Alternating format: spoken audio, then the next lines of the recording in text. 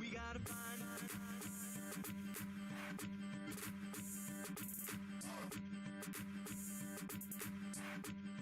Now what do we do? That's the first clue. Now what do we do? That's the first clue. We gotta find. We gotta find.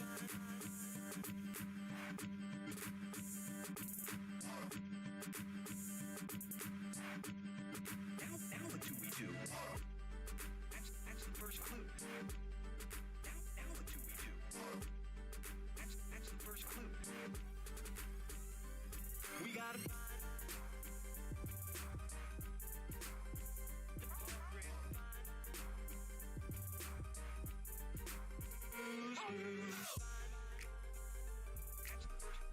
That's the first clue. We gotta find. That's the first clue. That's the first clue.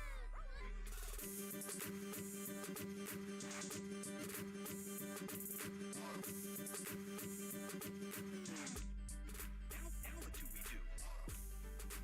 That's the first clue. Now what do we do? That's the first clue. We gotta find.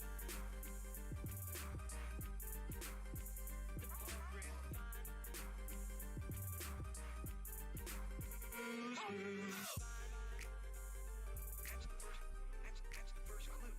We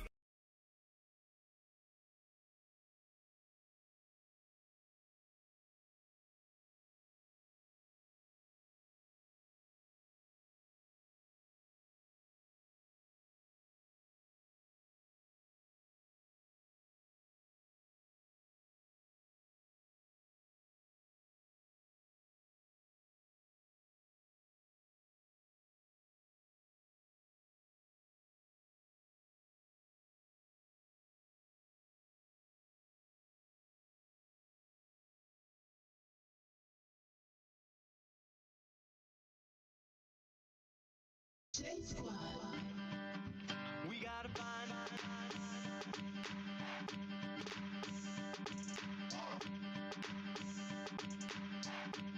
Now what do we do? That's the first clue. Now what do we do? That's the first clue. We gotta find.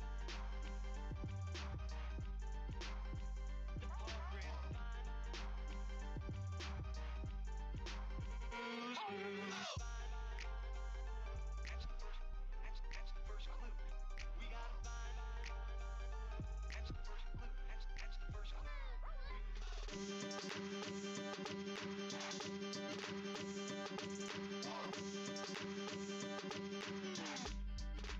Now what do we do?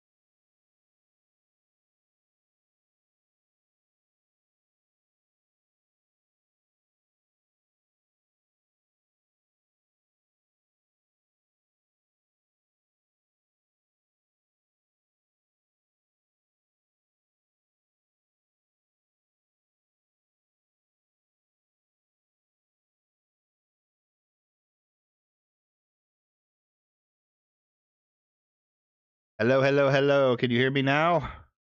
Am I making noise? Hello, hello, hello.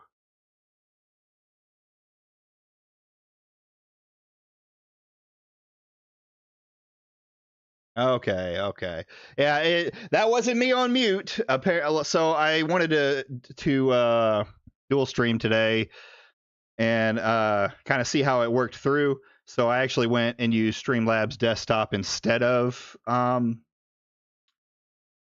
just OBS. So few kinks to work out, few kinks to get through. All right, let's get through here today. Can y'all see my wiggler up there? My wiggler up? Boom, boom, boom. Let me go here. Nope, my wiggler isn't up because it's using this one. Okay, okay. Oh, it's using old settings. I got to go through here and adjust all of this. Uh, okay, we'll make that work. We'll make that work today. So, anyway, I thought he got captured and put in Smash JT's basement like nobody. Problem is, though, I'd have to eat nobody just to stay alive. Probably be the worst meal I ever had. So, anyways, we got some good slop today that we're going to enjoy. If you are under a bridge, oh man, this is going to be a pain in the ass, isn't it? Have to do this manually. Manually. No, I don't want to capture. It mimics everything, but it doesn't have it set up to OBS. All right, all right. Where are we at? There we are. On reading? Make that bigger. I should have played with this a little bit more before I got on. I thought it was still pulling from OBS because it seems like everything else is going on. Streaming always is. Yeah. There we go.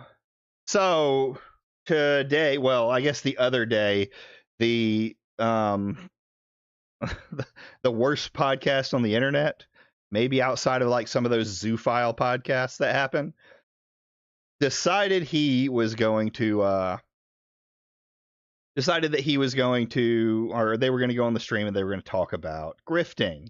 I don't know why this came up, but they decided to, post this little clip here, and I figured we'd listen to it, and go out. Before we do that, though, actually, yeah, before we do that, let's do,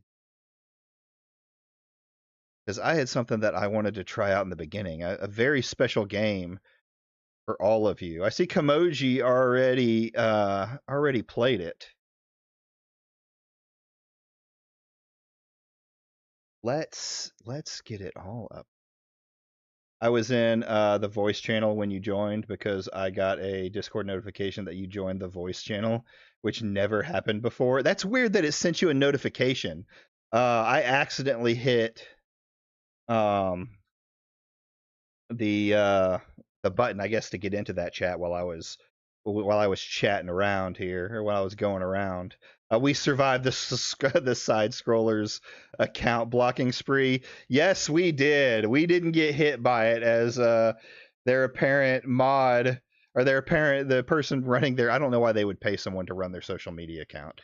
I feel like that would be a waste of money. But they do. And yeah, he went on a complete banning streak. He was not happy. Whoever it was not happy about what people had to say about this channel. So I guess he was banning everybody.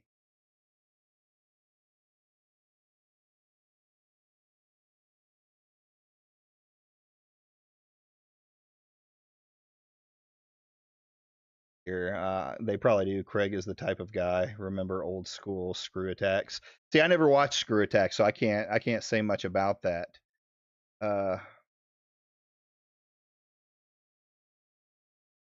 Match. Sorry, I tried something new, and it's fucking me in the ass right now. Fucking me in the ass right now. Thought it would let me use OBS a little bit better, but it didn't. Where's my Jesus game?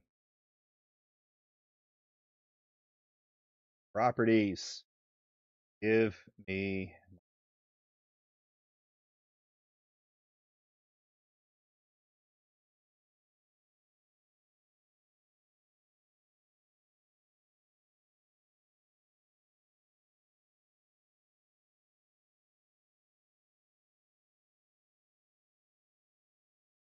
What is going on here?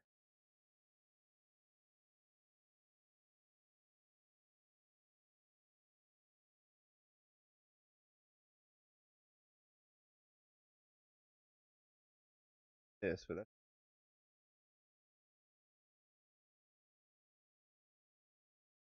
Why are you being dumb? I want to know why Ron didn't refile the protection order today when he was ordered to do it by today. I don't know what it comes to. When it comes to Ron, I don't understand why he's doing the things he does, right? It's there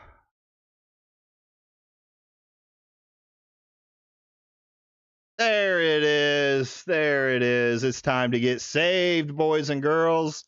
It is time to get saved because Jesus is here. He probably gave up when the plan to stealth it didn't work. Yeah, I would agree. He probably knew it was like a what do you say, like a long shot, and it probably isn't going to do anything out in the open, like, because that means Remy is going to go back in and absolutely, ream him for whatever reason to get it all taken care of, to get, to basically shoot it down. You need a sheriff outfit to pull this off better. I know, right? I get myself a little sheriff, or maybe. Uh-oh, hold on. Here we go. John 1. He was with God in the beginning. Hold on. Through him all things were made. Without him nothing was made that has been made. In him was life. And that life was That's the right, light of baby. all mankind. The light shines in the darkness. I should get myself like a peanut outfit with the sheriff hat, but still have my pig face. The Word became flesh and made his dwelling among us.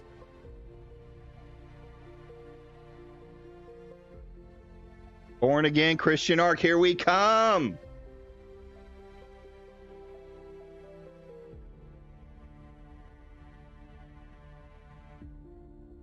Yeah, very sus. An angel of the Lord appeared and said, Joseph, son of David, do not be afraid to take Mary home as your wife. Joseph, What is conceived in her is listen. from the Holy Spirit. Me and your He wife will give birth had to a this son, thing, and you are to give him the name Jesus. but it's okay. I'm God, so you need to take care of that baby. All right, peace. I'm out. And she gave birth to her firstborn, a son. She wrapped him in cloths and placed him in a manger. I wonder if, like, Guest room available for the them. reason that some people believe that Jesus was black was because Keeping watch over their flocks. Mary was a white girl who had a And baby that the wasn't of her Lord husband. appeared to them and said to them, do not be afraid. I bring you good news that will cause great joy for all the people. Today in the town of David, a Savior has been born to you. He is the Messiah, the Lord. This will be a sign to you. You will find a baby wrapped in cloths. So they hurried off and found Mary and Joseph and the baby, who was lying in the manger. As a Catholic, I feel at peace hearing this narration. Okay, good, Red Stain. Them about this child. pleased at what the shepherd said to them. Vincent, I'm gonna groom you so hard. Jesus, Oh. your time has come at last, unbeloved child of God Almighty. You must seek out a man by name of To be John fair, the God can Baptist, appear in any who form he resides wants. in the Holy Land doing many baptisms daily. Don't put that in my head. I'm not a good Serve Christian, but I am a Christian. I don't want to go tell my preacher that I think that Mary got blacked by God. You alone are the hope of the world, a Oh. sole light that must My shine pastor, in not the preacher. face of darkness. Now please seek out John the Baptist. John the Baptist, let's go.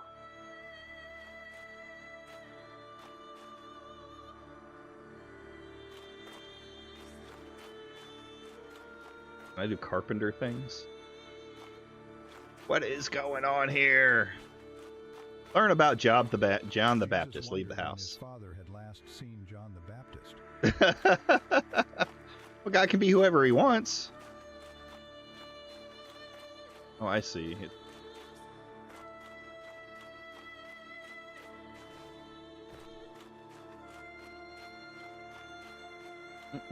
Hello, Jesus. Peace be with you. Oh, Hello, Oh. Jesus. Father, I had a dream. An angel spoke to me. He spoke of John. Where can I find him? That is truly something, my son. May the Lord be with you. I don't know where John is. But go, ask Mary. She may know more.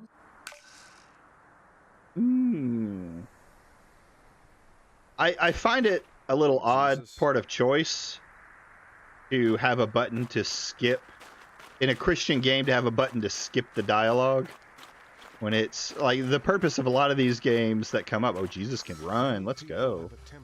Jesus, jump. Hey, hey. Some women returned from the hills saying they There saw were people who angels. saw these things for themselves from the beginning.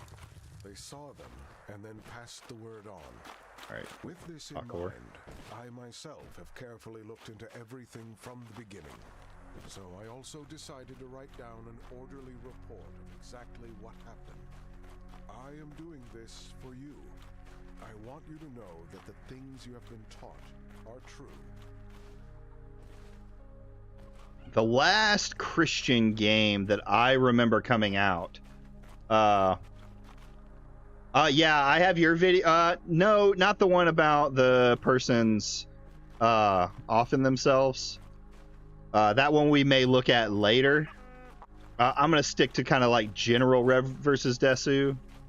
I'm gonna use your video, and we're gonna watch Chris the Narc did a little Grifter video on him. So we'll see what that has to say. Open the door. Open the door. I'm Jesus. Guess I got to go to the other door. Jesus only uses the front door.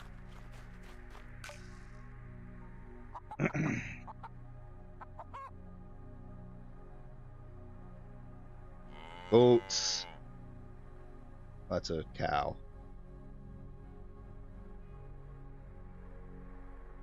What is it, my child? An angel appeared in my dreams. Which of my videos are you going to use? I forget which one it is. I think it's the one where you call him a grifter.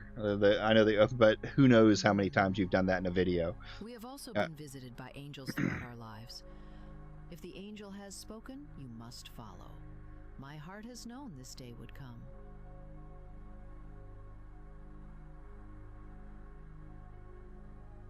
You know where I can find him. He is still out there I teaching was in the at wilderness. market the other day, and I heard the fruit stand seller Joachim talking to his friend about John the Baptist. It would be best to start your search there. I'll go ask around. So, I don't expect this to be like a crazy out of this world game. But I'll say for like the beginning, like movements and things like that, this is pretty not bad.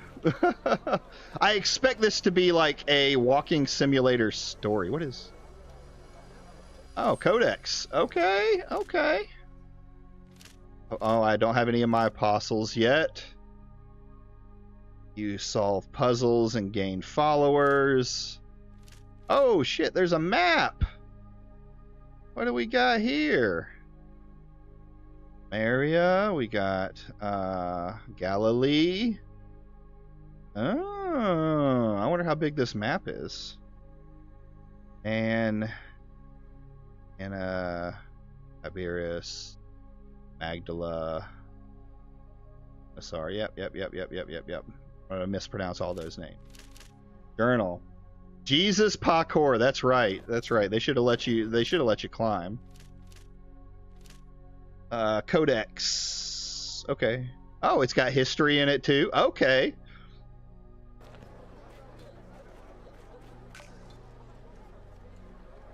Shows you a new area when you come in. Jesus, gazing upon the wrecked stall, was consumed by thoughts. What happened here? Uh-oh. If someone else has seen something significant, I'll ask around. Hey, who broke this guy's stall? I'm Jesus, and I'm about to throw down. Presence here is undeniable. Thanks. Move along. Move. Parkour. Let's go.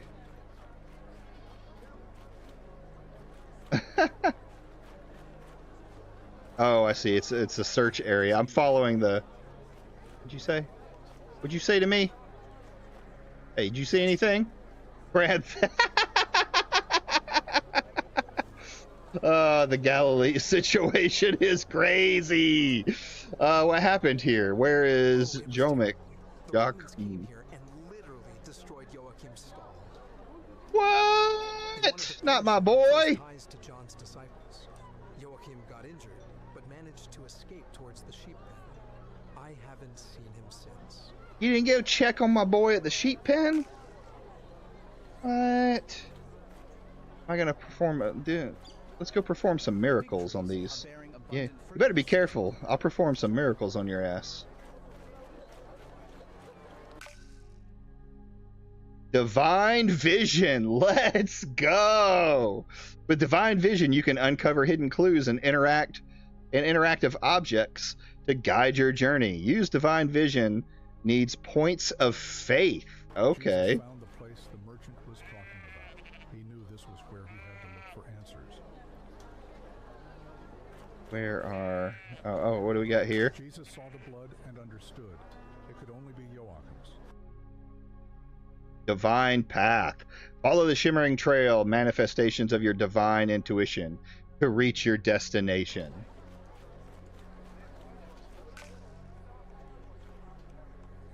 Ooh, divine search again. Oh, there it is.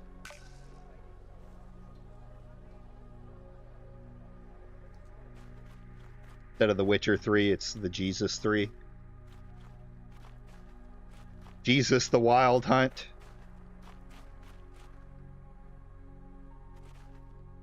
Here's one. What? Come here. Where are you, son? Oh. Here we go. Jesus. Oh, it's you. I'm relieved it's not the Romans. The wound isn't serious. I'll manage. I mean, it looks pretty busted open. The Romans wanted to punish me for my ties with John's disciples. I escaped, but left my friend at the farm. Could you warn him? The Romans might go there. I was just about to ask about John. Bear Christ, that's right. Thank you, Jesus. John is somewhere along the Jordan River. His location changes often, though. My friend at farm should know more. He will guide you.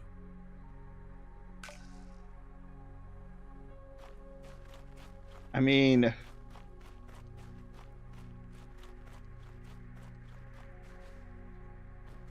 Let's go. The beginning of the good news about Jesus the Messiah, the Son of God. Long ago, Isaiah the prophet wrote, I will send my message Parkour. ahead of you, He will prepare your way. A messenger is calling out in the desert. Could Prepare you the way for the Lord. Make straight paths for him. could you imagine Jesus just full sprint running, doing parkour off of Rod? The Messiah's Creed, just bouncing all over the place. Like, hey, you need a miracle? Is this the one we need to talk to? Peace to you, traveler. How may I serve you? I seek the owner of this farm. An urgent errand, you say. May I know the reason? Skate 3 Jesus mod. Then you have come to the right place. He is in the pantry beside the workshop, preparing goods for the market. All right. Go in peace, and may your message reach him swiftly. I'm pretty sure this is probably AI voice, but it's not terrible.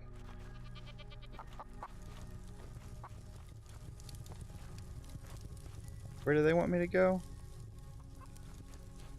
Where's this? Oh, there he is. Can't do like a slide. Oh, I can sneak up on him.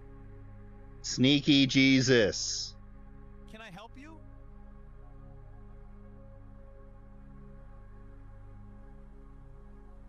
Thank you for the warning. I will be cautious, as there are a lot of people who want him dead or believe that he is crazy. Sadly, Jesus can't power slide like in God. Miracle, miracle, miracle. Do you know where John the Baptist is? I know him well. I've been following his work in the wilderness recently and was baptized by him myself. Are you seeking his location? Definitely some missing features in here that we need Head out of town to for the this. near the market and continue following down the path and then enter the wooded area which leads to the Jordan River. Bro, this looks like every Bethesda slot, but instead of the few things that make those games fun, it is Jesus. I think it's better than Ubi Slop. Or Noel. I think it's better than some of the Bethesda games. We haven't even gotten all our powers yet. We're still in the beginning, and this is the demo. You can head out of town to the east near the market. You know what? I will help you get to John. Wait for me by the cart, and I'll give you a ride part of the way. Listen, Christian games have never been good games, we'll say. Like the last one I can remember thinking of was Left Behind, the one that was about Left Behind, and there was like little armies of people that you would bring around and try and like convert some people while other people while like the bad guys were trying to take you down. You're not seeing the pearly gates if you've given the game a bad review. That's right. Don't you dare. Don't you dare do that. Riding in a merchant's wagon toward the valley of the Jordan. Holy resurrection involved. As though it led not only across stony tracks, but toward a Super 3D Noah's Ark is peak Christian games. I don't know that I ever played that one. You need to send that one to me. John should be by the river. It's no problem. I didn't come here just for you. I brought crops to sell. Pilgrims get hungry too. Yeah, but pilgrims generally don't have money. Look at all these people. Waters will break out in the wilderness and streams in the desert. The burning sand will become a pool, and the thirsty ground springs of water. Look at me, Mom, Jesus.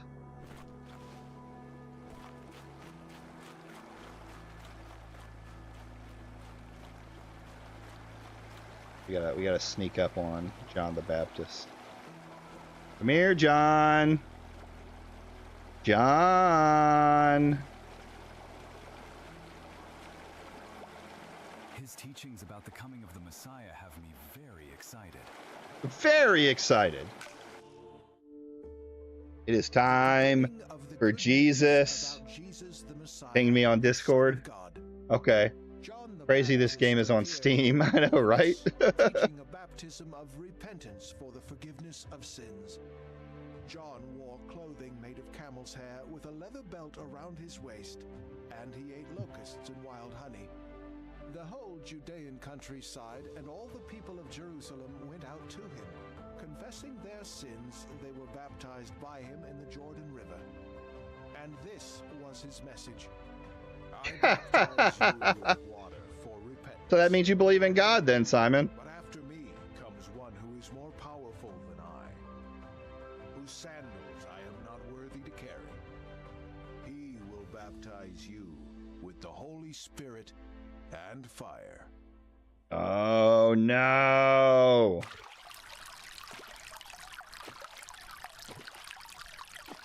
Here it is. The first cutscene. This is how I get all my Jesus powers.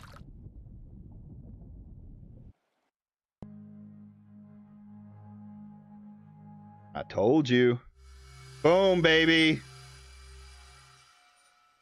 Days of creation rings. Rotate the rings to match the shortened description of the 7 days of creation. Starting from the center. Press X to rotate. God.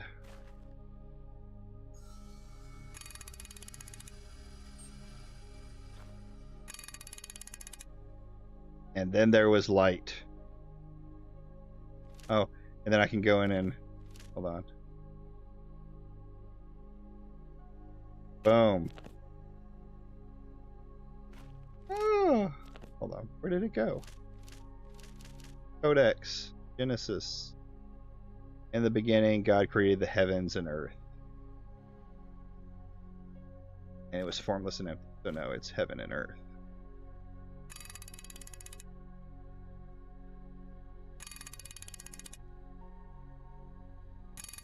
I guess it's going to be light. Then it's going to be the waters and the skies. Oh, no! Wrong one!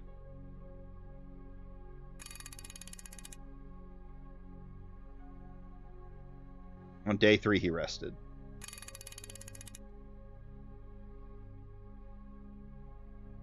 The lands and the humans. What did I do the other one was? Water in the sky.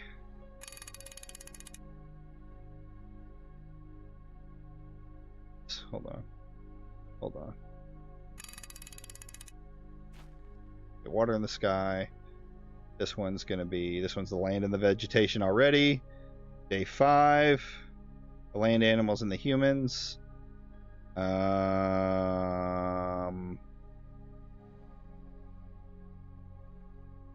So before the... Okay, the water and the skies. Probably going to be the...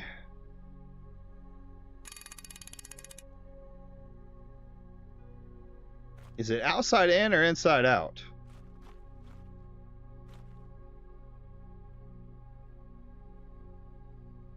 Okay, let's try this.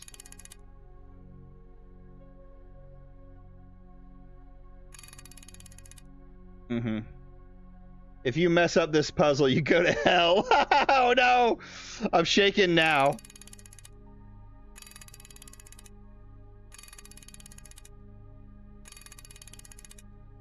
On the moon and the stars, maybe? Oh no, this is day 7, so on day 7 he rests. Just make an AI picture showing you solved it.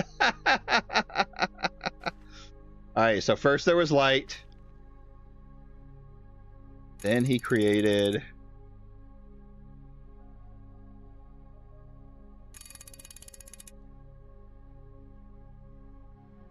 the water and the skies. That just doesn't seem right.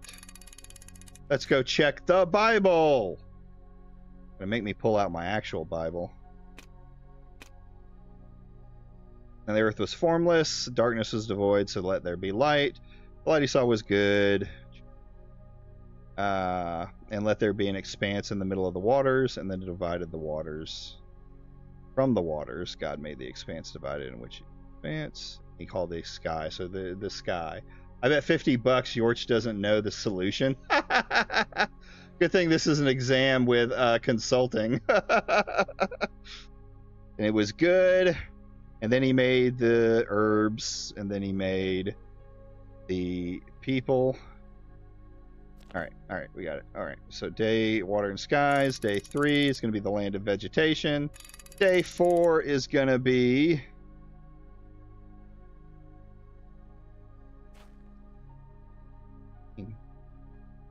What do you mean? Where's the...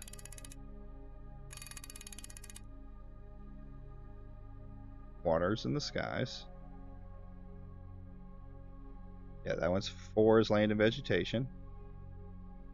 That one's land. 3 is land and vegetation. Let's go back. Oh, the 4th day was the evening and the morning. Yep. Then the land and the animals. Then the creatures and the birds. And then he rested. Open. Open sesame. Let me in. I'm Jesus. Is that not right? First there was light. The 2nd day he created the skies and the water. On the 3rd day the land and the vegetation. On the 4th day the sun, moon, and stars. Oh, because he made the animals before the sun, moon, and the stars. Is that true?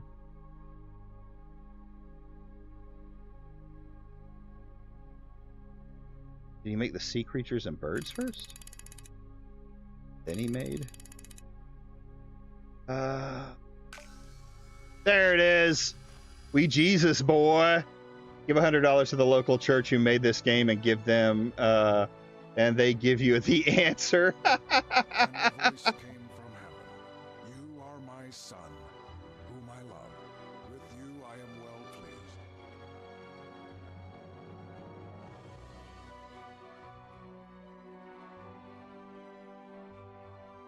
I mean, to be honest, for a Christian game, something that I would like play with my kids or something like that, have my kids play, this isn't bad. Down from heaven like a dove and stay on you.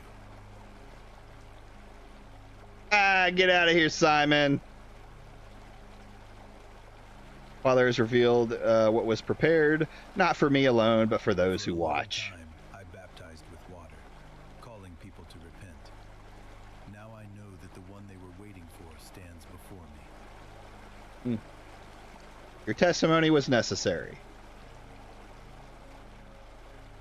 Rabbi, forgive me for interrupting your conversation.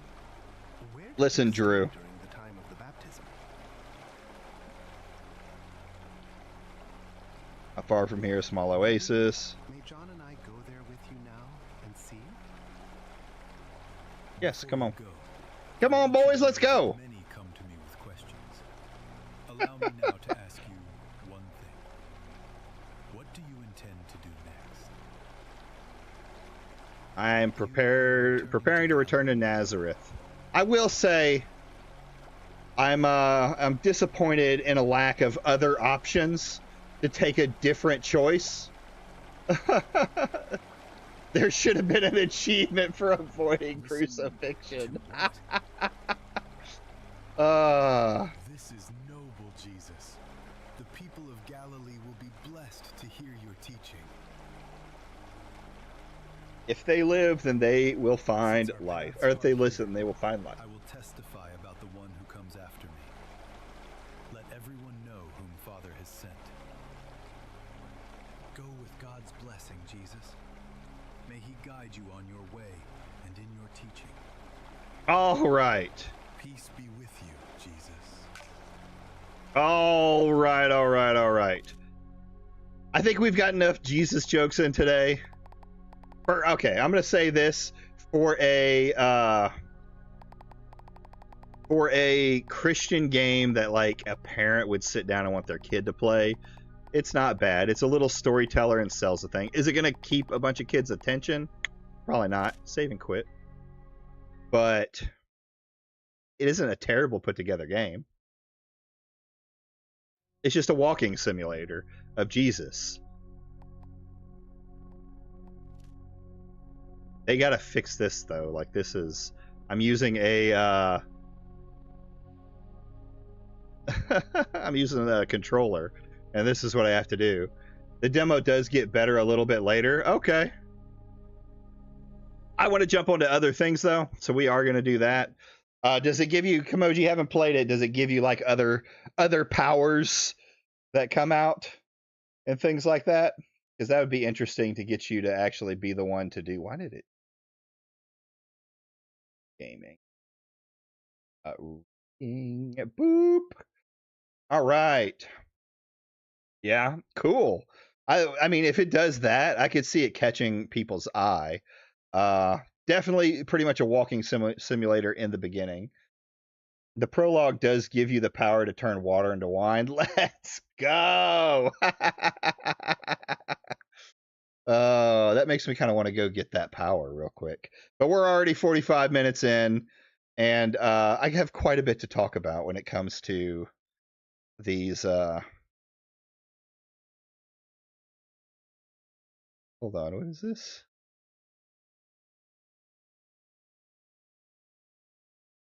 Back in the day, we got Bible Adventures on the NES. I don't want to hear complaining from any kid that's forced to play this game. Oh, this guy. All right. So, if you were looking on Twitter today, we were talking about the Side Scrollers podcast. This is a podcast where it's just a bunch of anti-wokers. Craig, the the owner of the podcast, brings people on to talk about what seems like nothing.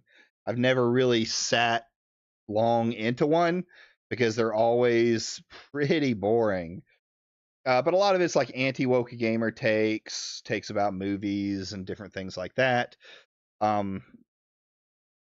Very one thing that Craig likes to do on this podcast is bring on anybody who has any kind of controversy whatsoever. If they're getting controversy, Craig is going to reach out to them and try and get them onto the podcast. And this generally means people who have like lost their careers. I just say it's a circle jerk. Yeah, it's 100% what it. Well, that's the thing these anti-wokers do. That's why I say anti-woker channel. They get in like 6 to 8 man circle jerk podcasts, like the very definition of a hug box, and then just jerk each other off while their fans jerk them off to their gaming takes. They don't challenge anything. They don't want to talk to anybody else. They just want to say their dumb little comments or their shitty takes and hopefully get money and clout off of it, right?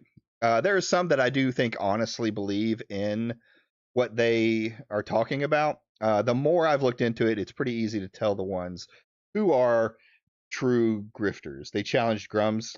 He never came back. Well, no. Blabs challenged Grums, and he never came back. Oh. So, yeah, they've had some falling outs with people. But they got on here today and said there's no such thing as the right-wing grift. Slap face. If this were about money, do you really think anyone would pick the equivalent of ice skating uphill? I hate to tell you, but like it's not all. They like to use money in this situation because most of them are starting to go fucking broke now. They like to say. Craig said earlier, "Oh, hey, guess what? We're getting hundreds of thousands of people watching our show every day." But if you look at it, he doesn't break 100,000 in a week. Sometimes he doesn't break 50K in a week. So a lot of these channels are pretty much like dying out. The anti-woke channels are dying out. No one really wants to. They're losing their audience. They're getting down to like the cash cow whales and the very dumb and dedicated to it. And that's where we end up ice skating uphill because they're so boring to watch. Yes, it's just not interesting. Like if these guys wanted to be interesting, they would get on like Twitch poll-esque and start debating wokies, right? But they don't want to do that. please look up the definition of grifter. They say grifters are liars, which is the traditional definition. The modern one is the person who exploits views for gain. Yeah, okay, we'll look it up. Well, I remember we watched a video by the Birdman where he talked about like the modern grifter idea. Let's see, grifter, a person who engages in petty and small scale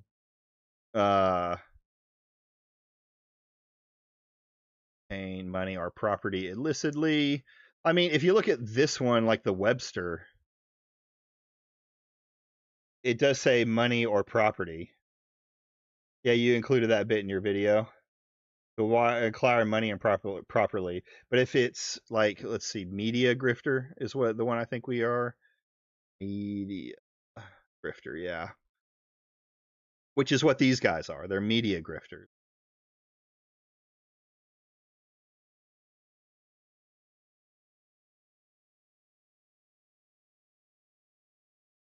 It's after sex scandal.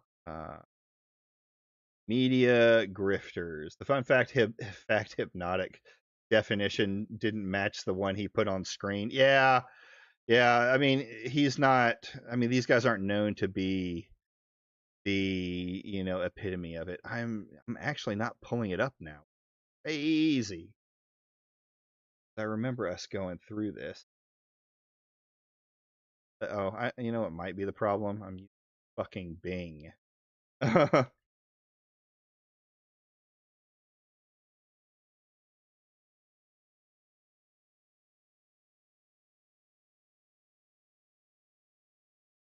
we'll go with this one, the kind of AI version of it, and this is how Gullibility funds media grifters was the idea. A media grifter is an individual who exploits media platforms to provoke outrage, spread misinformation, or manipulate emotions for financial gain, personal influence, or political power.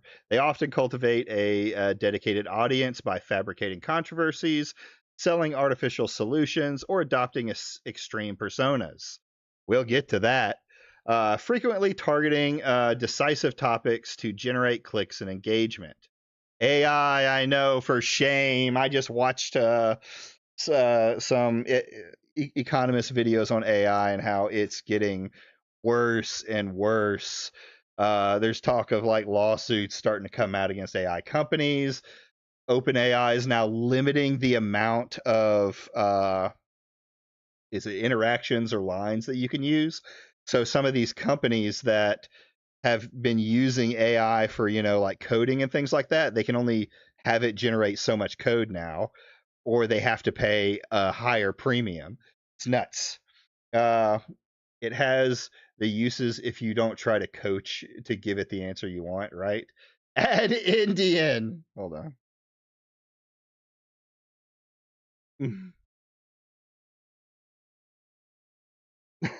Of course, it didn't find it. Damn it. It didn't work. It didn't work. I'm going to start calling it slurs. Hey, Clanker, put Indians in there. But anyway. So yeah, there's this idea of the media grifter, right? Because there's more than just money that's available to people now. There's more different types of currency you can have. And one of those currencies very much is clout or political, power in those situations. You see it with like the current state of the administration and different things like that. Ask it to write your wife a love letter. Oh God, we love it here. We love Smash JT. Smash never change. Keep talking. Keep asking ChatGPT to fix your life and about the case because we love to see it and I want to see it all. So anyway, this is this already is bullshit. But let's listen to what they have to say. Extreme personalities. This guy. You know who the grifters are, right? Based off of the timeline that they do it and their thought process on these things, right? You can see right through it. Like I think. Yeah, It's pretty easy to see. Like I'm watching it in real time right now. People go, oh, you need the right wing grift, when it comes to side scrollers or Rev or anything. Versus Nibs. Smash GTP versus Nibs GP. Now that's a battle for the ages. We love Smash. I'm suing you for defamation. Come at it, son. Come at it. I got me and my 2 pigs. We'll take you down. That anybody who doesn't think What's going on, Frosty? left, Welcome. They immediately get put in the far right grift thing. Right? You pay to watch it. I'm only asking because a lot of people have very different definitions, so I just want to make sure that the answer I give you is in contextual. Sure. The idea that a grift is you only say it to make the money. That's pretty much. See, if you were only there's a really easy way to debunk that entire thing. See, and this is why they're trying to use this definition of it, even knowing they know what people are talking about when they say grifting on this, a more modern take on grifting, right? People aren't selling, bottles of snake oil to make money. I've been in the goth and alt sub community since I was in high school. I'm rolling at Count Chocula on the right. Oh wait, collective. There's more. Dollar Store Marilyn Manson goes so fucking hard. Bring the video volume up. It's all the way up. Here, I've got a. My real passion is my hobby. Really? Oh, what do we got here? Let's go. Thank you, Frosty, for the sub. Appreciate it. It's called Playing Dumb. Yeah, it's called Playing Dumb. Let me see if I can get my... Where's my add-on? Here it is.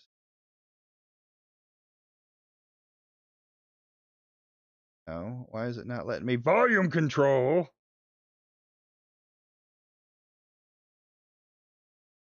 Oh, it's an error. Let me see what I can do here. Because they're super quiet. I could probably do it from here. Oh, that's all the way up.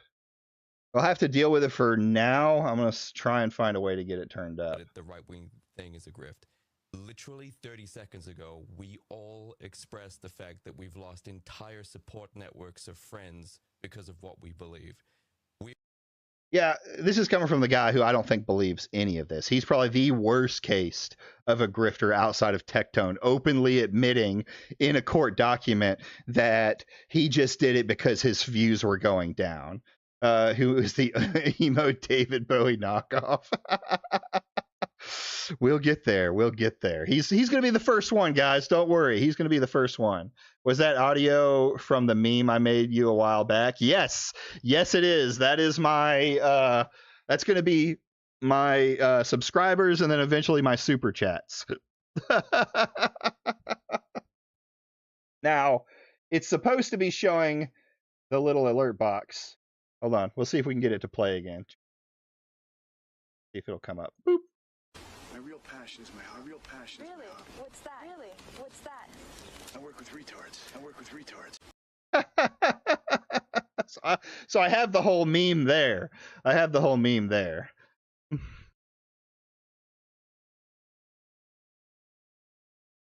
I've watched Leaflet reacting to Goth Guy. Clearly, they don't know what they are talking about. They just using talking points instead of logical arguments. Well, from what I've seen, the small amounts of stuff that I've seen of Goth Guy, and I'm starting to look into him a little bit more, he just does performative racism is all he does. Like he went to the complete opposite direction and he tries to make people mad by saying whatever dumb arguments he can about minorities, black people, different things like that. It's just something that people do online now to get rage bait. We are not going to potentially destroy our entire lives for something that is quote unquote a grift. We are sacrificing so much of our social circles, even familial relationships, for standing on what we believe in. That is, familial relationships is kind of funny, Jake. Kind of funny. A little bit of a foreshadowing, we'll say. Statistically and analytically supported BT dubs. So this is absolutely not a grift by any imagination. I couldn't even fly to the U.S. a couple of months ago because I'm on a fucking watch list.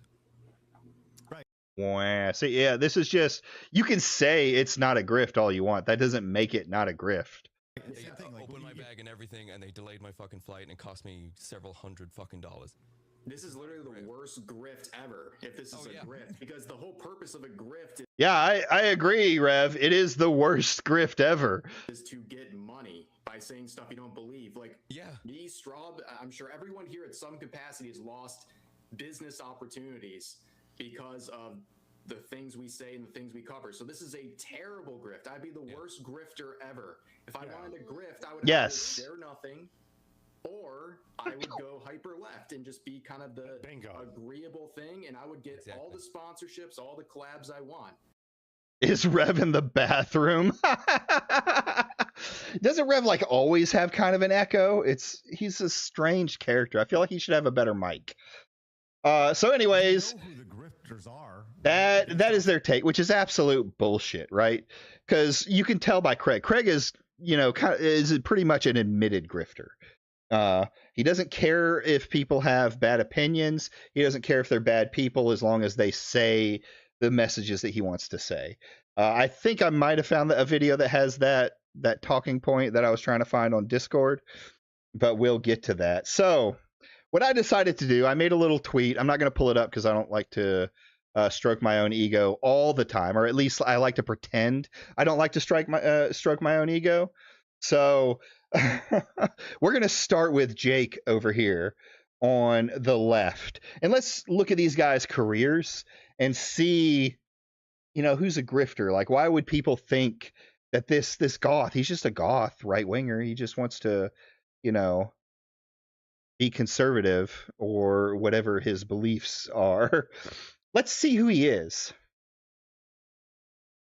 Liquid Sonic is a video essayist who makes a lot of pretty good videos on different characters online.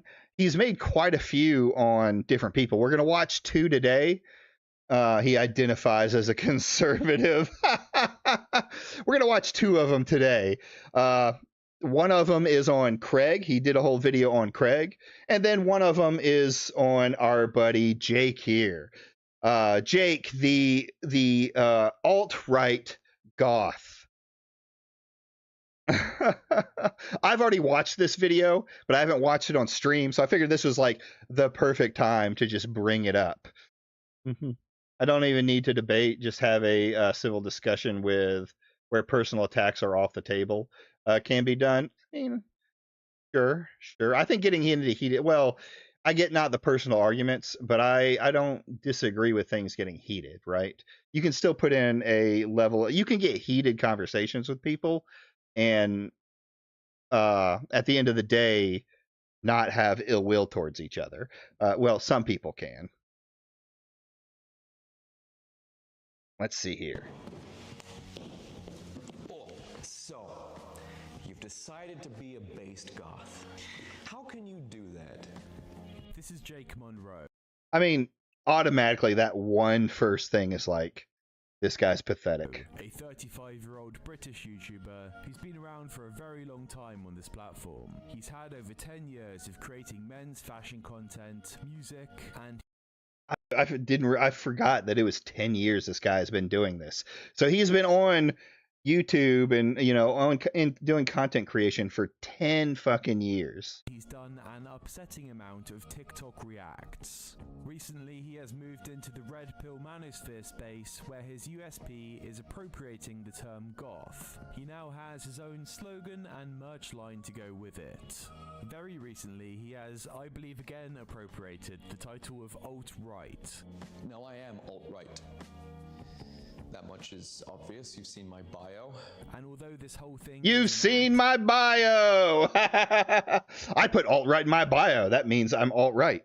He is actually trying to own the term alt-right and create a red pill goth movement. It's ridiculous, and when you find out he's in a serious long-term relationship with an OF model whilst preaching this red pill rhetoric, and a new main talking point... Dude, what is with it, these, like, red-pilled guys and, like, OnlyFans models or cam girls or whatever else, right? They're just simping for some woman while going on stream and pretending they're like based alpha males. To him is preaching an anti-LGBT message when he himself has talked in the past about being attracted to men and cross-dressing. Anyway, it turns out that I might actually like dudes. So I was like, ooh, this is very interesting. I started looking at other people differently. I started looking at guys. He looks like a character from that Kill the Justice League game. I mean, he's right with the blue hair and everything, right? Differently. I started looking at them objectively. I wouldn't consider myself straight. I used to cross-dress.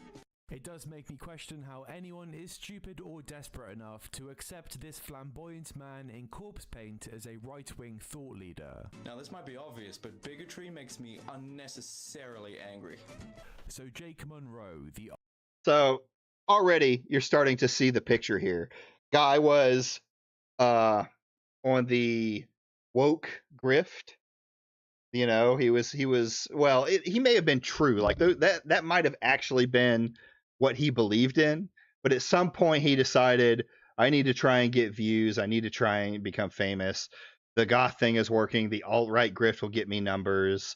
You know, let's just forget the kind of person that I actually am. Alt-right nationalist that's now saying, make goth great again. He started as a scene kids style channel for men that wanted to learn how to wear makeup and became obsessed with TikTok fashion content. His most recent song, I'm not going to play it, but it's on screen here. It's falling in reverse type shit. It's the most trend-based, vain, tasteless, wannabe commercial pop trash. He did a metalcore, I think, style cover of Corpse.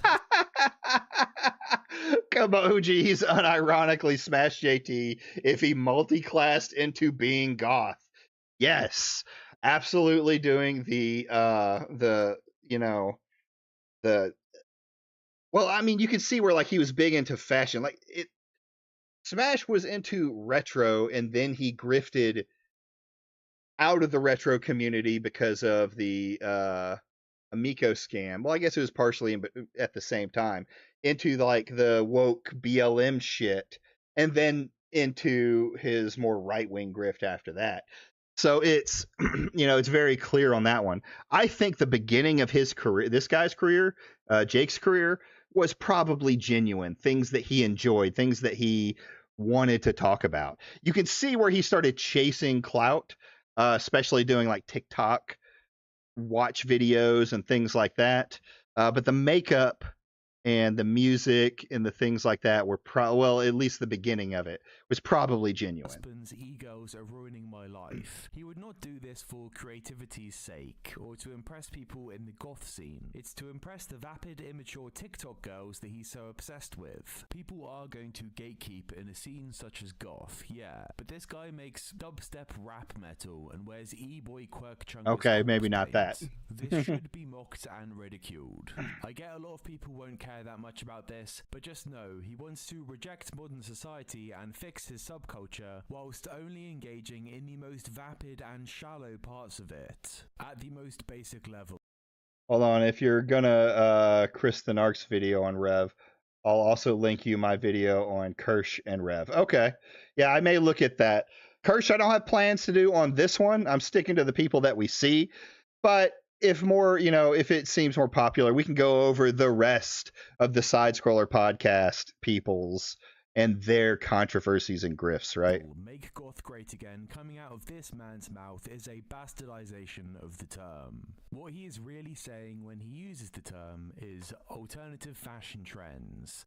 And these are going to be areas dominated by women with vaguely left-wing beliefs baked into them. If he were willing to venture into actual outsider niches, there is some type of variety of thought. Maybe this is a bit of a reach, But there's National Socialist black metal, there's neo-folk, and yeah, neo-folk and all those weird genres aren't exclusive in the way that NSBM is, and NSBM isn't really a genre, I don't know, but you get the point. There probably are some weird sects of underground goth that do promote fascism, but these people aren't going to be remixing Donald Trump slogans to sell merch.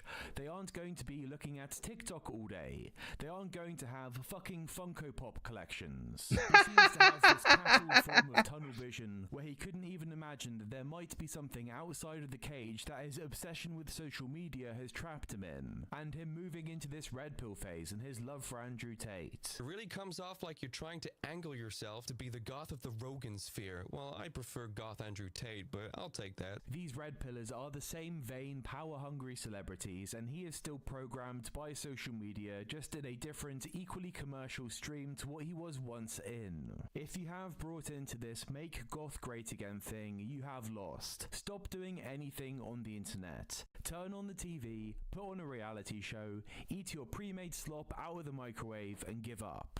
I do want to acknowledge there were 2 videos that I watched in preparation for this that helped speed up my research a hell of a lot. There was this Danky Jabot video. It didn't help actually, it was really bad. This shit is so cool, man. I fucking love goths. I think they're wicked. Yo, big up all the goths watching this channel, by the way. I'm sure you're great. Let's have a look at some of this red pill content then, shall we? He may have slayed Lewis McClung in the women-coded commentary war of 2025, but unfortunately he is just terrible. And there's really a lane in this video that was very good. Probably doesn't want to shout out, very different style to what I do, but probably should be acknowledged.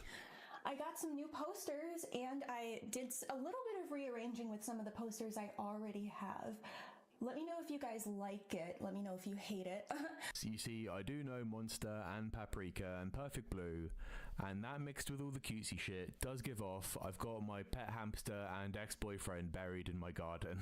I'm kidding, I'm kidding. It's a good video, okay? So, Jake Monroe. He started off just looking like your average British dork in their 20s, clinging on to what they thought was cool when they were 15, and there did seem to be some honesty to his channel as he would discuss his insecurities and his previous experiences with bullying. I'm only 5'10", and I sincerely wish I was about 4 inches taller.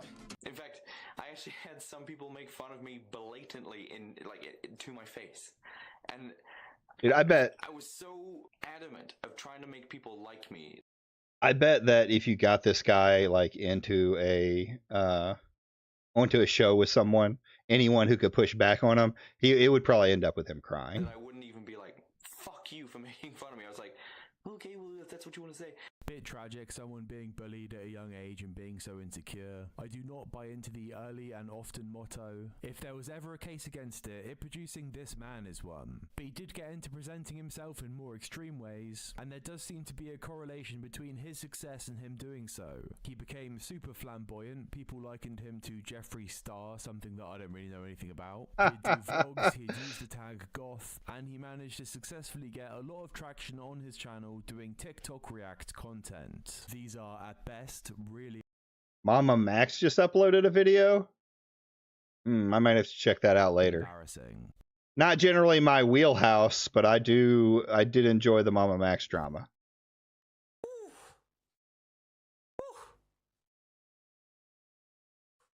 I'm sorry, is that one of the greatest recoveries in TikTok history? I think it might be. I was just like, oh, the phone's falling. Oh, shit, they saved it. Yeah, it's just another person who, so I was wrong. Like, he may have been genuine in the beginning. No, this is just another person who wants to be famous. They don't have a passion for anything. They don't want to, they're not about creating. They're not about it being a hobby. They just want the fame, and they'll completely change who they are to get it. Yeah. That was so awesome. This is your alternative culture commentator. It pays the bills, I guess. Quickly, this is what this guy's face looked like, right? Here he is just drawn on a jawline and cheekbones. This is not mogging, this is just visible insecurity. This clip I thought was really crazy though. So this is actually a different person in a public bathroom, in a toilet, in a school toilet, it looks like. Now I get it. Now I understand. These aren't public bathrooms in the streets. These are school bathrooms because Americans don't have to wear school uniform like we do over here in the UK. We're not allowed to wear our own clothes. We have to wear school uniform. It sucks so hard. And they're in between class. They're in class. And they went to one of the school bathrooms because very rarely would anyone come into the school bathroom. Well, that's what he just said. It's drawn on. He drew his jawline. Because you can look here. We'll go a little bit back. Okay, hold on. Right around here. Commentator. It pays the bills, I guess. Quickly, this is This is what he looks like. right? Here he is just drawn on. This is where he drew. Suck, and they went. Well, that's just it. People weren't watching it. You go back to his channel even like a couple of months ago, and he was, because I was just looking at this. So he's got 440k subscribers, 1.4k videos, but then like 46 on his last video a month ago. It looks like the only thing he does is live now, maybe, which is all membered. 57k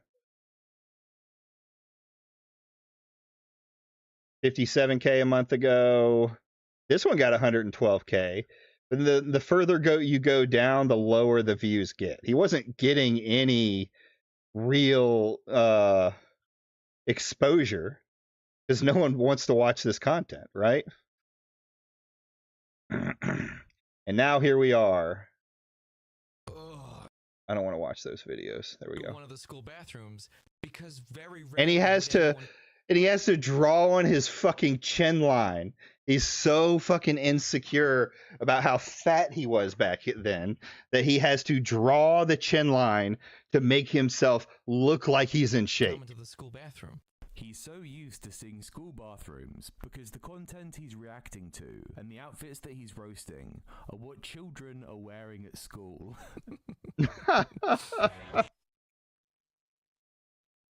Bathroom again. Getting edgy in the school bathroom. Throw on the double bird at your camera. If you rip jeans on, it's a little on the nose. He's a Yeah, I agree with you. It's crazy to see these channels just bust. Only, 50k when they suddenly broke, 400 to 700k, like you said.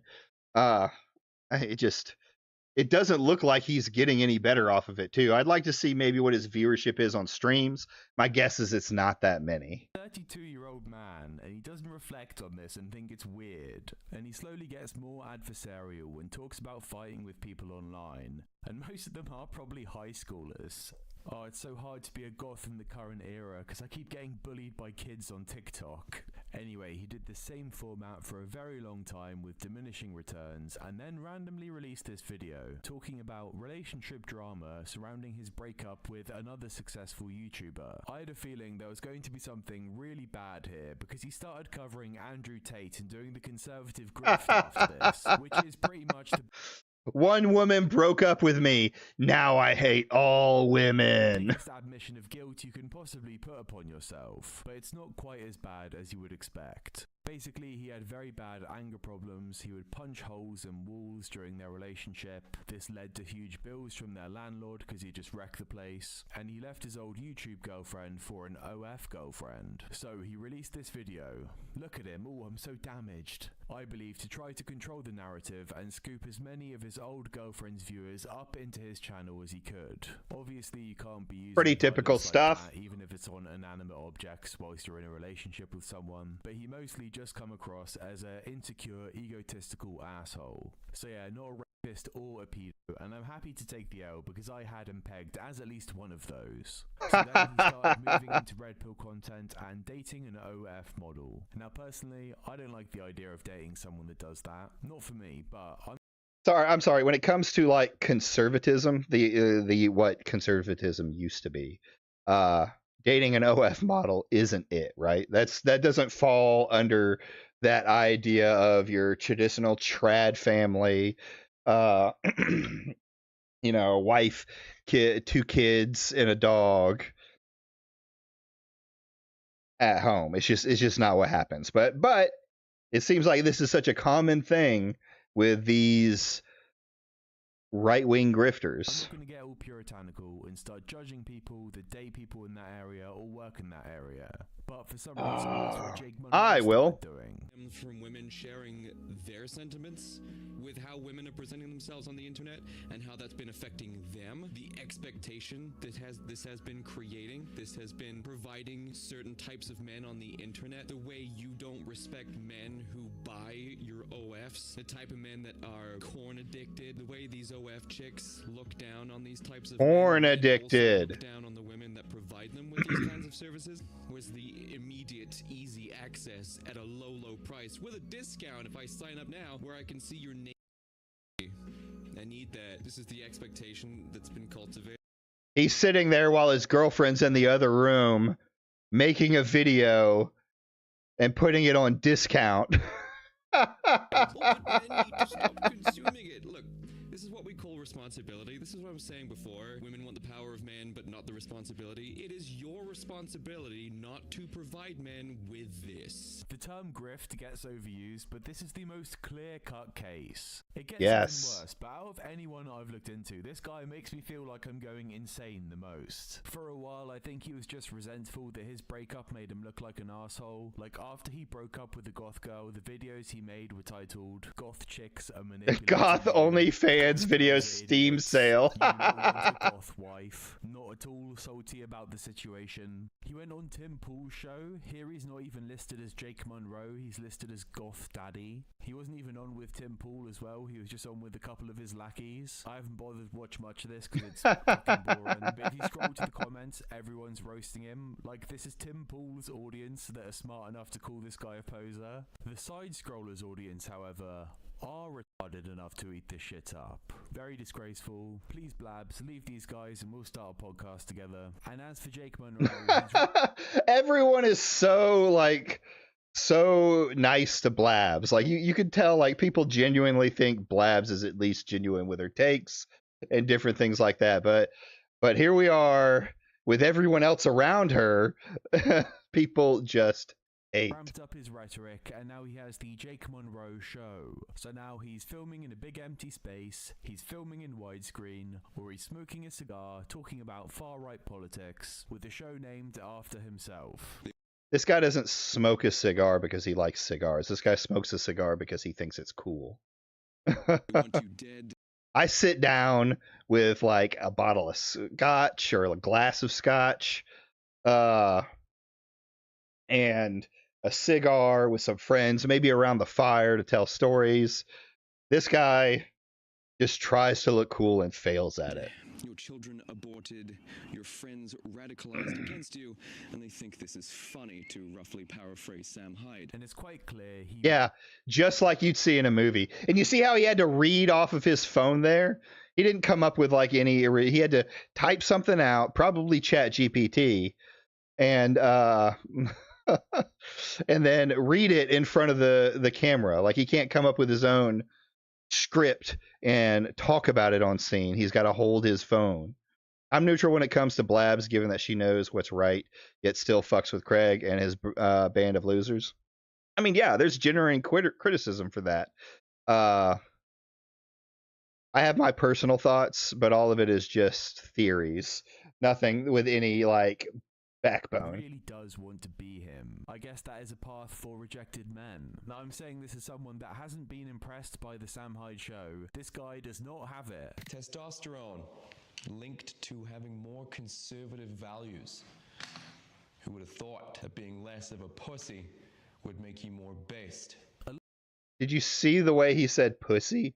Like, this guy is a A lot pussy. of his shows are just statements like this, and the most irritating thing I find about it is he acts like he is so cool saying it, and it's the most embarrassing, shallow, like first time ever heard about pushing back on leftism, buzzword-loaded content, thinly patched together with these gay theatrics and self-aggrandizing, making like everything else he's done in his career, it reduced to just a practice of him stroking his own ego. Very Orwellian, isn't it?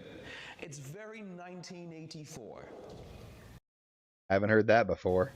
Which I suggest you read. Look, facts don't care about your feelings, okay?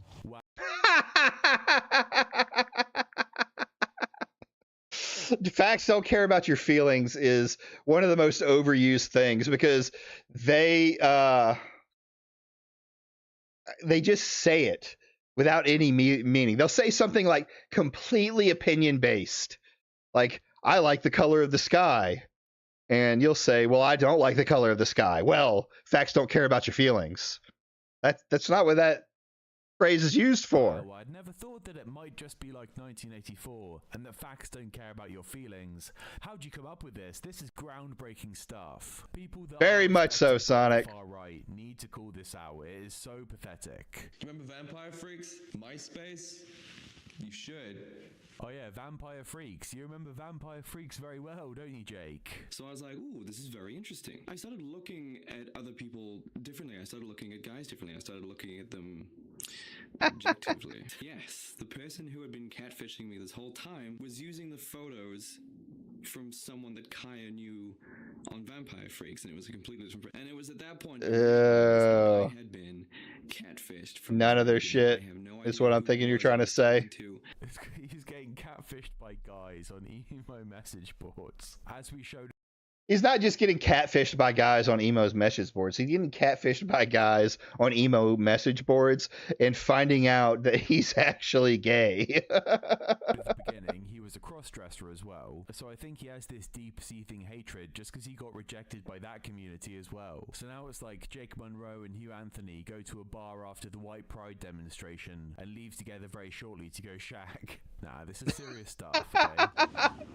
They want to make sure they're in control of the narrative in as many subcultures as humanly possible. They want to control you, they want to control me, and they want to control the way you talk and the way you think and stuff that you say. Who could the alt-right YouTuber be speaking about when they just say they? Well, maybe we've been too harsh on Jake Monroe because he's got it figured out and he's actually willing to say it. And liberal white women will throw their entire culture under the bus if it means they can make this happen. So it's no surprise then that the reason why goth is entirely destroyed is because it's mainly taken over now by liberal white women. It's like clockwork. Everywhere liberal white women go is a trail of chaos and destruction, which is why I'm highly critical of these self-righteous, sanctimonious, liberal white women. It's white women. It's liberal white women.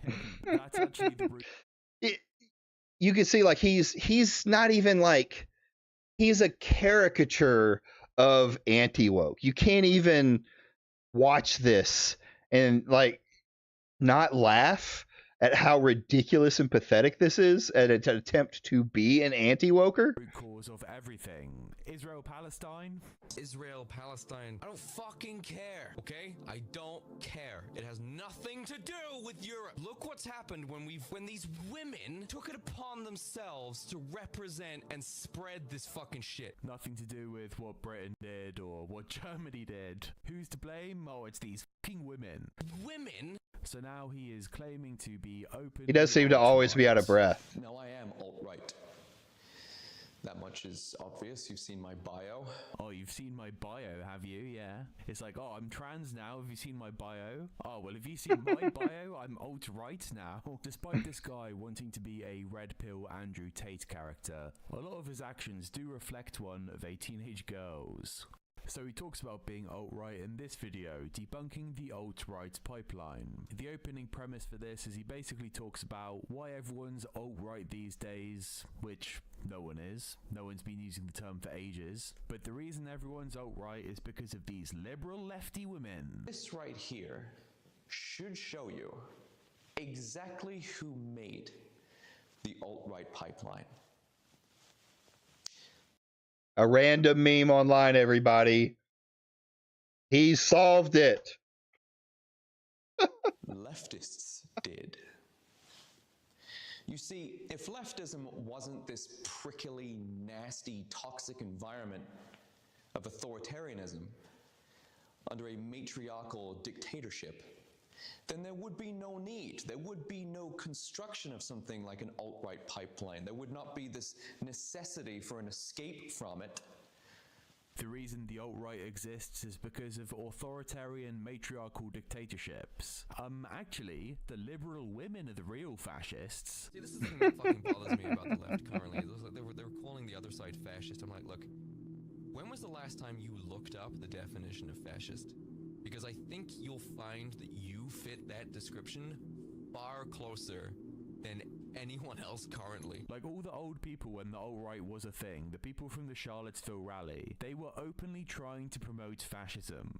Actually, liberal women, you're the real fascists. Do you know what the alt-right's actually about? It's about not liking women. The 14 words? Nah, that was a bit of a mistake. We need to watch liberal white women make fools out of themselves on the Side Scrollers podcast with starring Craig and a VTuber that's probably a... This is Craig's side profile, by the way, if you're interested in that. Can you say so? I'm not sure. So he's got an audience. They're going to be predominantly white men that he's saying.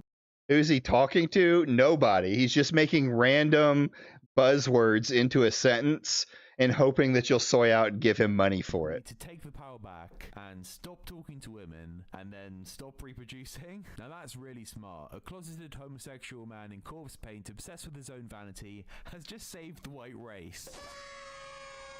He also loves Tommy Robinstein, so, you know, he's a huge fucking sellout. Obviously, side-scrollers will have him on because they are pure grifters, but I just beg to see him get rejected from right-wing spaces. Because he is a reject, and that must have done some damage to him, right? Imagine him showing up somewhere, he's trying to mingle, and the people he's talking to are like, oh, you're that guy that makes dubstep rap metal like Falling in Reverse, and you watch children dress up as goths on TikTok all day. When you leave the conversation, and you can hear everyone turning and laughing to each other, it's not because they're I don't know why it's so low.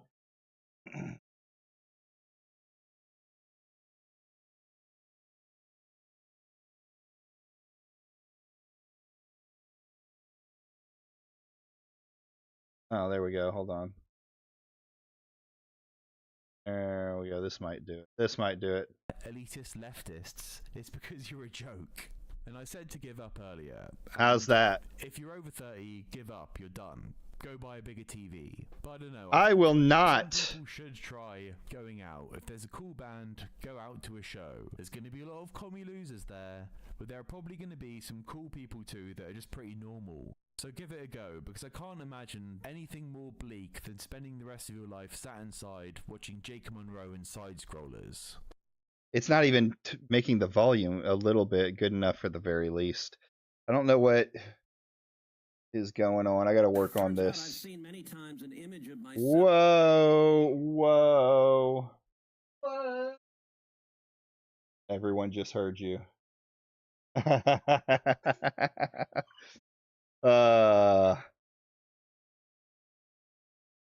All right. So we've gone through group number one, or person number one, Jake. He is, like, out of this, all six of these people, he is very much the definition of a grifter, right? He's Andy Pants and Smash JT levels of grifting. Will just completely change whatever they believe in to get whatever clout they want. And they can argue money, but it's not just money. It's fame, it's clout. With those things, you can generally also use it to get more money. Oh, Andy's a tryhard. He's a super tryhard. He's probably a lazy tryhard. I would bet he uses Chat GPT to write his little scripts for his little show. So, next up is Simon's personal favorite. Rev says Desu, and Strawby, I guess is what they call it. I've never did. Is somewhat believable. Rev could be somewhat believable, I think, in some of the things that he talks about. However, he does have a history of being completely opposite of the things he talks about now.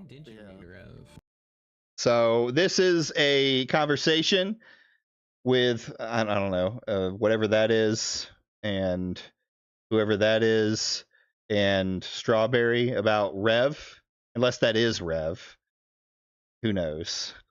But let's go ahead and listen to this as a starter. I met him on Twitter. We were friends for a while first. We were actually both dating different people. Whoa. And yeah, we were both stinky internet daters dating other people. But both those relationships were not working out for us very well. I feel like we confided in each other a lot. In fact, when I first met him, I thought he was gay. That sounds about right. Because he was in a relationship with a guy. And so Now that's some people I believe they were friends at one point. eventually I figured out that he was not. When did you meet Rev? I met him on Twitter. So there it is. Originally dating a man, but hangs out with a lot of the anti-LGBTQ guys. So what we're gonna do next is watch. I don't know how much of these videos are gonna have like Rev's history in it. I know this one is Chris the Narc. I haven't seen this one. So we'll see what he brings to the table, and then we're gonna listen to Simon Mockham on his own video before we move on to the last person that I'm going to talk about, because I don't know who Green Hat or Green Shirt is, so I don't care. Blabs, we can go ahead and talk about Blabs. Like I said, I think she's probably the one who's the more honest. I don't think she gets to say the things that she wants to say anymore, especially after the Grums situation. But she seems like completely out of place for the rest of the people that are around this podcast. It's Chris the Narc. Yeah, it's Chris the Narc after all. Let's see. I'm terrified. Anytime Shinji sends me things, it's the most terrifying shit to me. We love Blabs. Historical Though military gear. I don't think Blabs likes me just because of my reputation amongst the anti-wokers.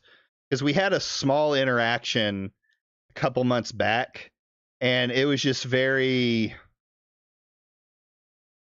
what's it called? Very,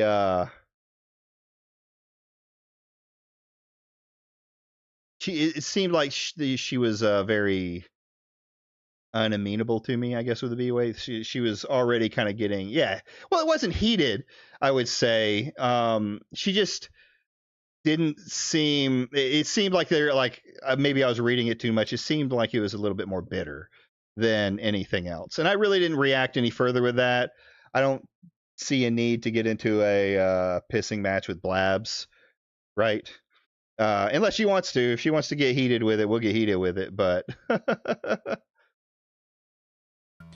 It would be pathetic and sad. Hopefully that wouldn't be a turnoff for any sissy fascists. That is not a real thing I read out loud. Is that a real thing? It's not real. I hate this. This is bullying. Please don't stop. This isn't bullying. It's political realignment, and you need it, no matter how much it hurts. I hope it hurts. Stop! Stop! oh, this is, I know what this is. Read that. No! Oh, God, I need an adult. I'm an adult, but I need an adult. This is terrible. You're showing a man and you ended with a dog hitting a... With the Hi. What is this? Is this Rev? This is Rev Says Desu's tweets. God, I hate Rev. Cafe Beef. Quote, they need dick. Rev packing that pathetic bulge? I feel obligated to help you out.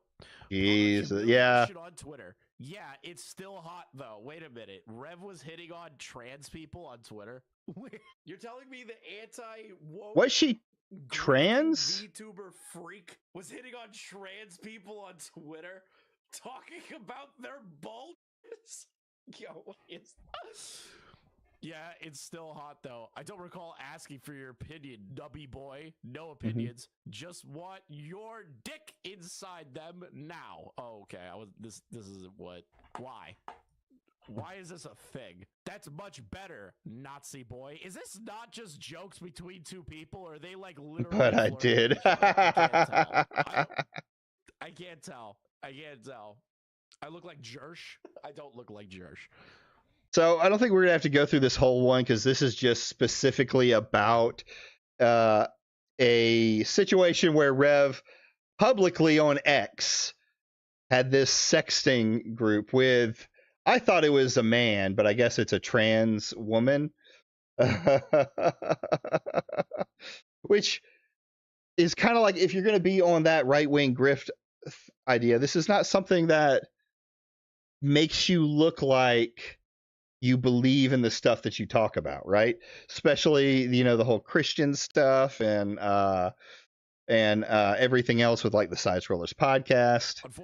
But of course, that's the thing with like the Side Scrollers podcast. That's why people go to it, like Tectone and Kirsch and Rev and all these other guys. They go there because they know Craig doesn't care as long as you say the message that he wants you to hear.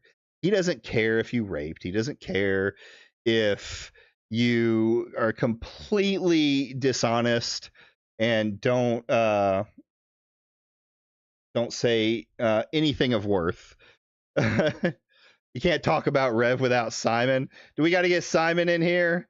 Are you able to, Simon? You might be at work. He might be at work.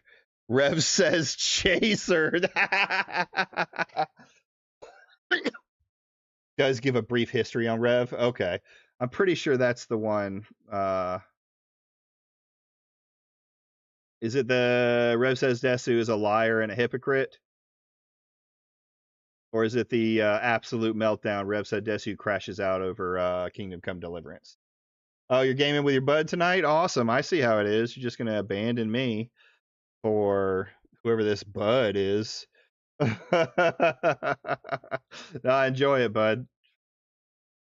See here. Yeah, we'll watch one of them here. And the same thing with like this goth guy who's everyone knows this guy's a complete waste of space. Actually, me and Jersh. Oh, it's in general. Sam. Let's see here. I don't recall asking for your opinions, stubby boy. No opinions. I already read that. Oh, okay. You're talking about you're talking about the Casey Lee one. Man, denazis you with his dick. This is before he met his wife. This is terrible. This is terrible. Jesus.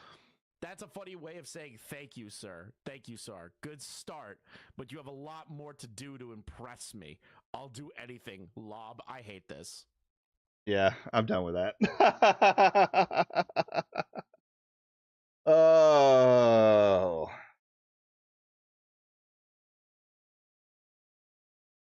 Yeah, we'll see if this one it does give somewhat of a history on the Rev content. Yeah, with that one I don't want to go too far into it because it has been flagged with harmful, containing harmful topics. But let's see if we can get some of it. The post you made on the Suicide Watch Reddit is chock full of the lies the influencers told about you. You can't escape the lies even there, and the people replying, downvoting, and eventually having a mod remove your post are only there because the lie they were told about you in their mind was so egregious that trolling on the Suicide Watch Reddit wasn't out of bounds. All this because of a fiction that a Twitter user made up and a YouTuber couldn't be bothered to fact check before blaming a 15-year-old publicly for having ruined someone's life. The get out of jail free card of saying, oh well, it's a minor, you can't do anything about it. That's BS. Okay, I just saw a life ruined before our eyes because of some dumb post that should have never happened in the first place, over an interaction that should have never happened in the first place, and people have a right to be angry. I'm angry as a bystander who's not personally invested. I can't imagine what that artist went through, and it's sick, it's disgusting, and I hope the artist the best. I hope they're safe. In July of last year, the YouTube channel Rev Says Desu released a video entitled Twitter Freaks Bully Disabled Artists Off the Internet Over Complete Lies. The video alleged a 15-year-old had lied about an artist in a viral Twitter post, causing increased scrutiny upon an eventual doxing of the artist. Rev's video blamed the minor. This guy is... Showed a quote, deciding to ruin this person's life with a call-out post that went viral, later adding, I don't care if you're a child, that is not a get out of jail free card. You are quite literally ruining people's lives with your actions, and they need to be held accountable, end quote. And And to be clear, no one blamed the kid for doing the doxing, only for making a post they would claim led to someone else doing the doxing. Though one might easily lose sight of that distinction considering the tone of the video, which mercilessly condemned the child. In doing this, all whilst having taken zero pains to hide their account information, displaying plainly not only their Twitter handle, but a link to the Kids Curious Cat live account. Moreover, this post was made on a Reddit suicide board 12 hours before Rev posted his video. It reads, just like the tweet says, a lot of adults have started to harass me over a tweet I made. The tweet to warn my mutuals about the weird person they're retweeting. But then the tweet went viral. Now a bunch of adults are harassing me. But I need to get myself that they're gonna beat me up and kill me, and then some even want to dox me.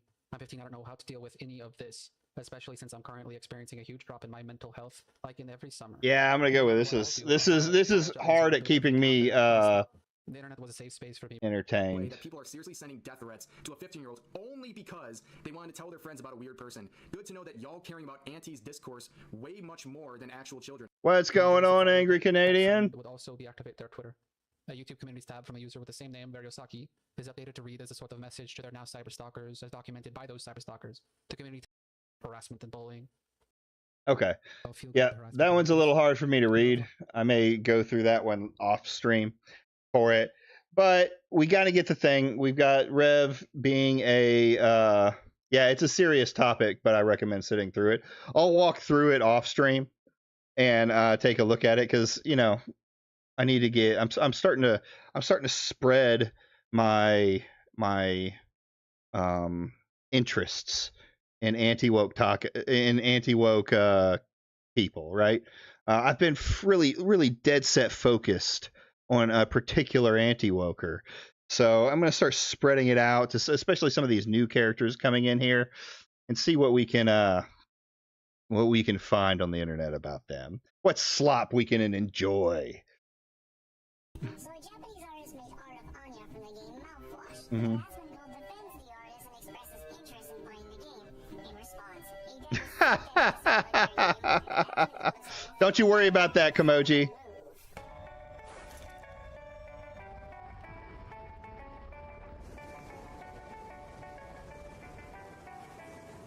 Someone needs to make a video on Rev. Like someone needs to do a history video. You talked about SS already? SS? Are you talking about which one are you talking about? I don't know who SS is referring to. Just looked back at this and made some minor spelling mistakes on this edit. Oh, side scrollers. Yeah, side scrollers. Well, I'm talking about individual people on the side scrollers, Angry. We watched this video. We watched this clip, and just the idea that anti-woke grifters or right-wing grifters don't exist is completely brain dead retarded. Right. So what I've done is I've started going through each one. We're on Rev, and well, Rev and Strawberry are kind of one. There's not really yeah, it's all right, bud. I'm terrible at shorthand and texting. It's like I'm a boomer. So we talked about this guy who's the absolute epitome of what a grifter is. Rev. We've watched the Chris the Narc stuff, and I looked and there's not really like a video that's been made on Rev. There's a bunch of individual cases when it comes to Rev. Like, I know Simon gets into arguments with him about voice actors, and he does like the right-wing voice actor stuff. We have the thing where he, you know, is in the... Simon, has he ever talked negatively about the LGBTQ? Is that something that's like part of his character? It is weird to sit next to people that would have negative opinions of it. But if he doesn't directly say negative opinions of it, then, you know, I could probably let some of that slide. Rev is one of those cases I don't know a ton about. Like this guy, I have no idea who this guy is. You know, we see him going through the sexting on X in public for everyone to read.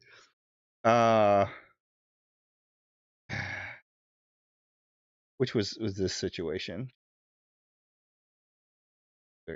crazy going on in this video. He obviously disapproves of the bizarre harassment going on here and thinks this whole thing is insane. But enter the latest person in today's saga, Martin, a he/him audio and music person who works at Wrong. Well, there it is right there. He wants to use he/him, but he was on his on X at one point chasing Oregon.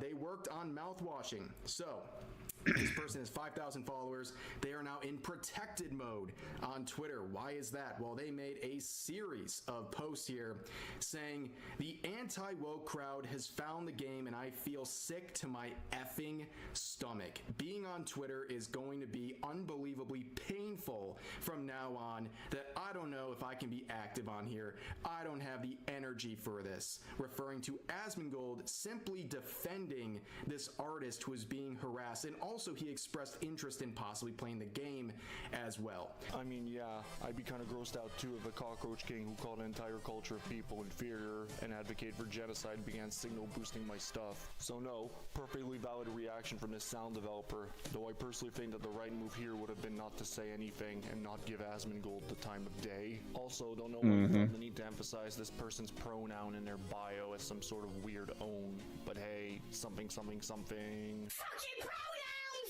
So first of all, if you're feeling so unwell that someone you don't like is playing your game, that you have to take a break from social media and you're feeling physically ill, I think it's time for a break and possibly a therapist. On top of that, this whole idea of attacking people and trying to gatekeep who's allowed in your community or who's allowed to play your game is a massively bad decision for someone like this. Is it gatekeeping? He's not telling them they can't play, right? Gatekeeping is another one of those buzzwords that these guys like to use to make incredibly stupid people believe that they're protecting gaming or their anime or any things like that. I don't think Rev ever addressed the LGBTQ community negatively, but he always gets his spats with people that happen to have LGBT or have pronouns in it. So yeah, maybe not smart enough, or maybe smart enough to not full out go, that anti LGBT stuff, but still follows that same kind of like grift where pronouns argument dismissed. Oh, only if you're stupid. Anyone in the gaming industry generally, especially when they're going after Asmongold, who has as much influence as he does.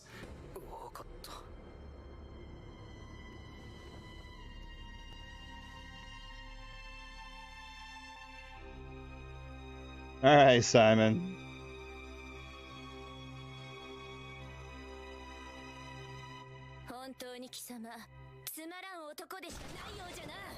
But on top of that, he would make more posts clarifying what he means by His wife has gone full transphobe, though, on her Twitter. Jesus. Anti-woke, where this person says, referring to Asmongold, he seemed interested in the game and he said he'd play it after hearing about the controversy. So I'd say the more people experiencing your art, the better, even if you don't like them. Completely rational point. Where Martin replies by saying, anti-woke means anti-gay, means anti-me as a dev. I've seen that dance many times before. I do not want him playing it regardless of exposure because it's making me feel like absolute shit. Yeah, it's this idea that they don't want them in spaces. They don't want to be. I mean, you can not want exposure for people. That's what happens a lot of times when these people talk about getting canceled. Something is brought to I don't like going after sponsors. I don't agree with trying to dox people, get their jobs taken care of. That can be considered cancel culture. But if something happens and your job decides your sponsor that's with you decides they don't want to be a part of you, yeah, you may not want to associate with them. It was the same thing that happened on the Side Scrollers podcast, where we don't want to be associated by these guys. We didn't pay for this ad read. We didn't do anything like that. You just put us on, right? Bro, shut the fuck up. Both you and Asmongold have literally made dozens of videos advocating for gatekeeping in video games and other mediums. So don't give me this, you don't get to gatekeep who plays your video game crap. And before I see any of you morons typing in the comments, but gatekeeping is necessary to prevent bad actors and activists from invading our hobbies. Keyword, bad actors. Gatekeeping doesn't exist, right? There's people who will bitch and moan and stuff like that, and you'll, do things like that. But gatekeeping does not exist. People are still going to buy the games they want to buy. People are still going to do the things they want to do. Gatekeeping is made up. Are you going to go stand by the Warhammer models and keep me from buying them because I don't believe in your political beliefs, or I think you're a retard for saying that that Warhammer 40k is blatantly Christian? That also includes dumbass grifters who constantly bitch about everything being gay and woke. So no, Rev, you don't get to have your cake and eat it too. And then this person says it doesn't mean that though, yada yada yada. So this person is claiming that anyone who criticizes wokeism generally is anti-gay. So you're essentially claiming that Asmongold and any other person who criticizes wokeism is homophobic. That is a pretty bold claim, and some would consider that slander, especially since it's very clearly... Watch out, Marshall Bohemian is going to cancel me. Yeah, dude, I had one interaction with that guy, and he immediately blocked me. That dude is one of the biggest vaginas on the internet. Like, so much salt in that vagina that it hurts him. Anything hurts him.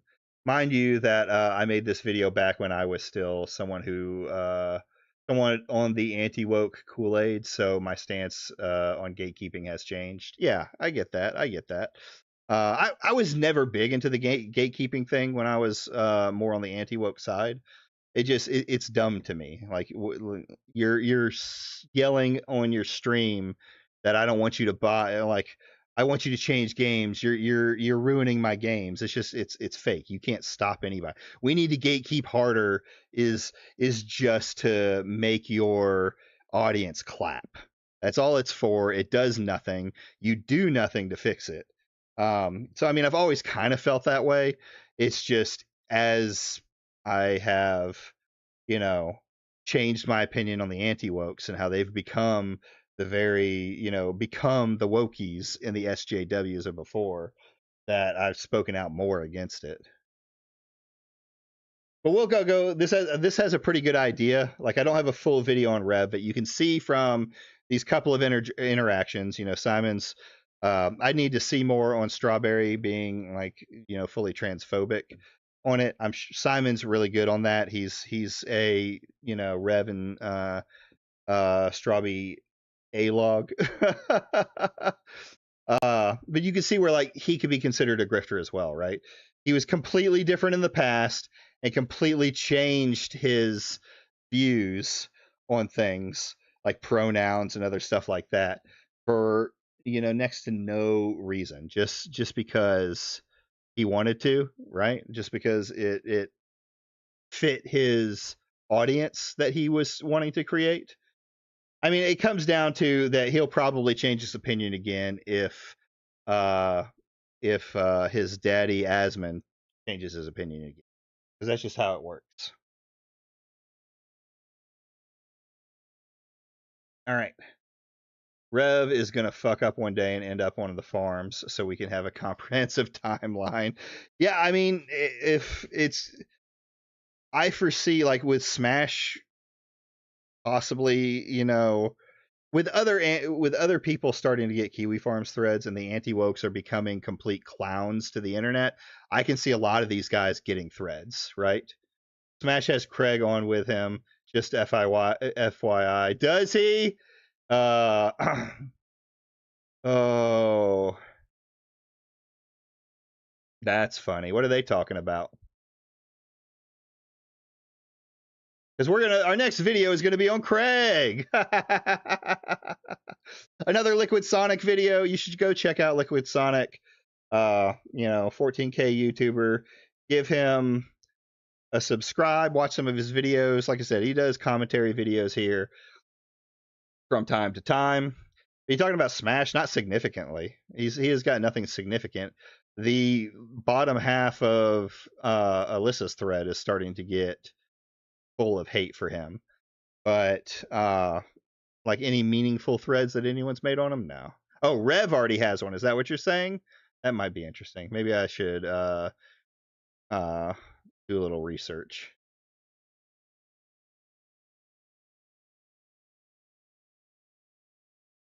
Let's watch, though. So the final guy we're going to look at, because I have no idea who this guy is, and I've never seen anything about him anywhere outside of the Side Scrollers podcast. I just don't care to look him up and do that extra work. If I need to for some reason, sure, I'll go look into him more, but he just seems to be kind of a background character in all of this. So now we're going to go to Stuttering Craig, who has a unique history of his own, right? People know him from his former podcast that he sold. From my understanding, he cheated the other founder of that podcast out of ownership of it, and there was a falling out from that. But let's see a little bit of the history of Craig. Tom Handley, yes, Tom Handley.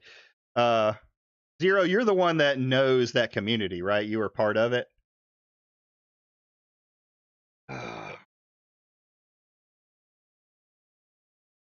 His former childhood. You were his former child? Oh, Tom is his former childhood. Yeah, it was a G1. Yes. Okay. I may have to get with you here soon because I'm getting more and more interested in Craig. I'd like to do kind of like a little deep dive onto him myself and see what it's all about. Tom was the one who actually knew video games. I've heard stuff like that. Like I remember seeing a clip that said Craig didn't like playing video games or something like that. He thought it was silly. But he's like in this retro game community. It was in sports and broadcasting, and yet here he is still today trying to make it in the gaming's and media anti-woke industry. But let's get going. I hate like everything about this. Oh, I'm done with you. Also known as Stuttering Craig, and now just going by Craig of the Side Scrollers podcast, used to be known as one of the OGs of online gaming content creation, being a co-founder of website Screw Attack in 2006. And through this, being a pioneer of the medium, there are very few creators that have lasted as long as Craig. Craig had a major in broadcasting, and I think a minor in business. Yeah, I mean, it seems like that's what he wanted to get into, so regardless of the medium, he might have had a passion back then for doing it, but we'll see. As in his industry, and with being around for so long, Craig has had to adapt with the times, and throughout his career, he has had a mix of failures and successes in his endeavors. His most recent project is a reboot of the Side Scrollers podcast, and now he covers gaming news through an anti-woke lens. And it's safe to say it's a pretty decent success, but I see this anti-woke stance that Craig takes as insincere, and unfortunately, I think all the top 10s, video game vaults, and all the game critic centric stuff like reviews were handled by Tom, and the other guys, Craig was just the voice and the business. Well, there's a thing with Craig like that I've noticed is Craig wants to be the face of everything. He wants to be relevant. We're seeing that with a lot of these guys, that they have to be relevant. They want to be the main face of it. I'm good friends with the guy who did the music for Screw Attack. Nice.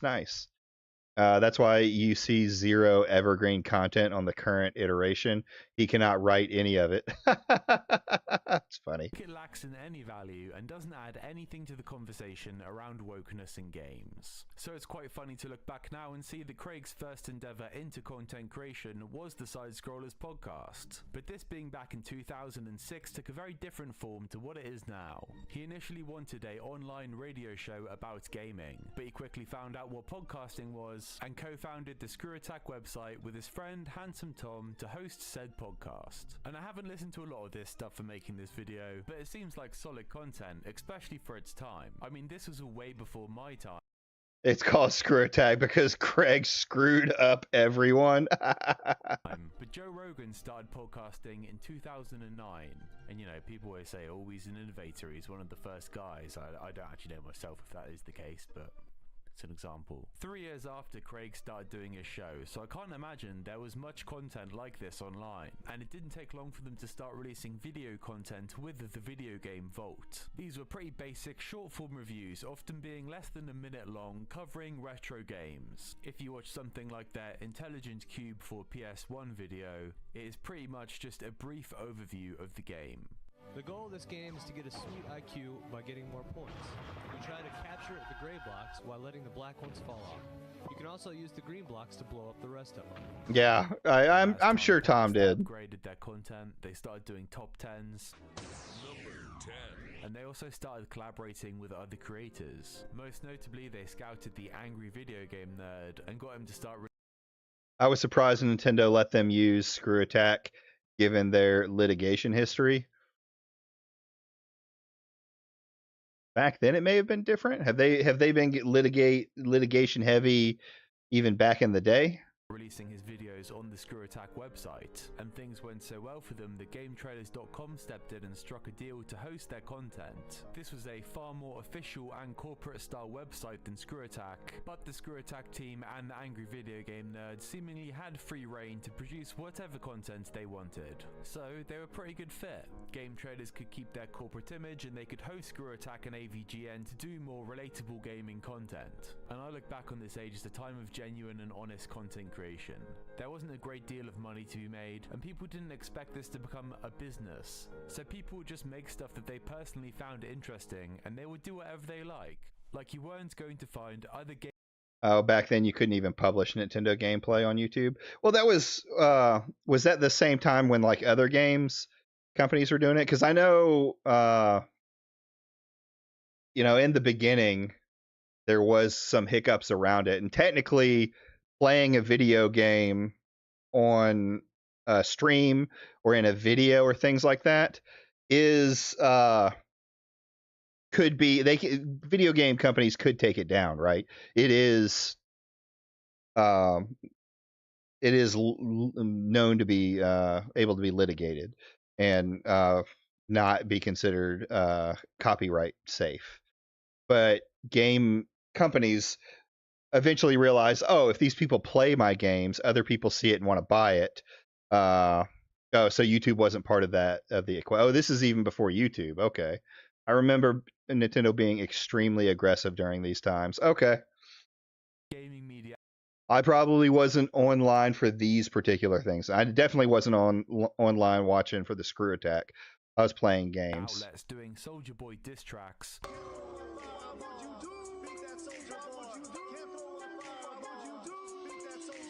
Or working with people to make their own Clerk-style web series. 3 game chicks you would not have sex with. Melina from Mortal Kombat. Any of the Draenei chicks from World of Warcraft. And Chun-Li. Really? Not Chun-Li? Oh yeah. You see, as amazingly hot as Chun-Li is, her massive, powerful thighs would crush any man like a vice. Yes, that is a young pro Jared doing a bit where he gets his balls crushed by Chun-Li.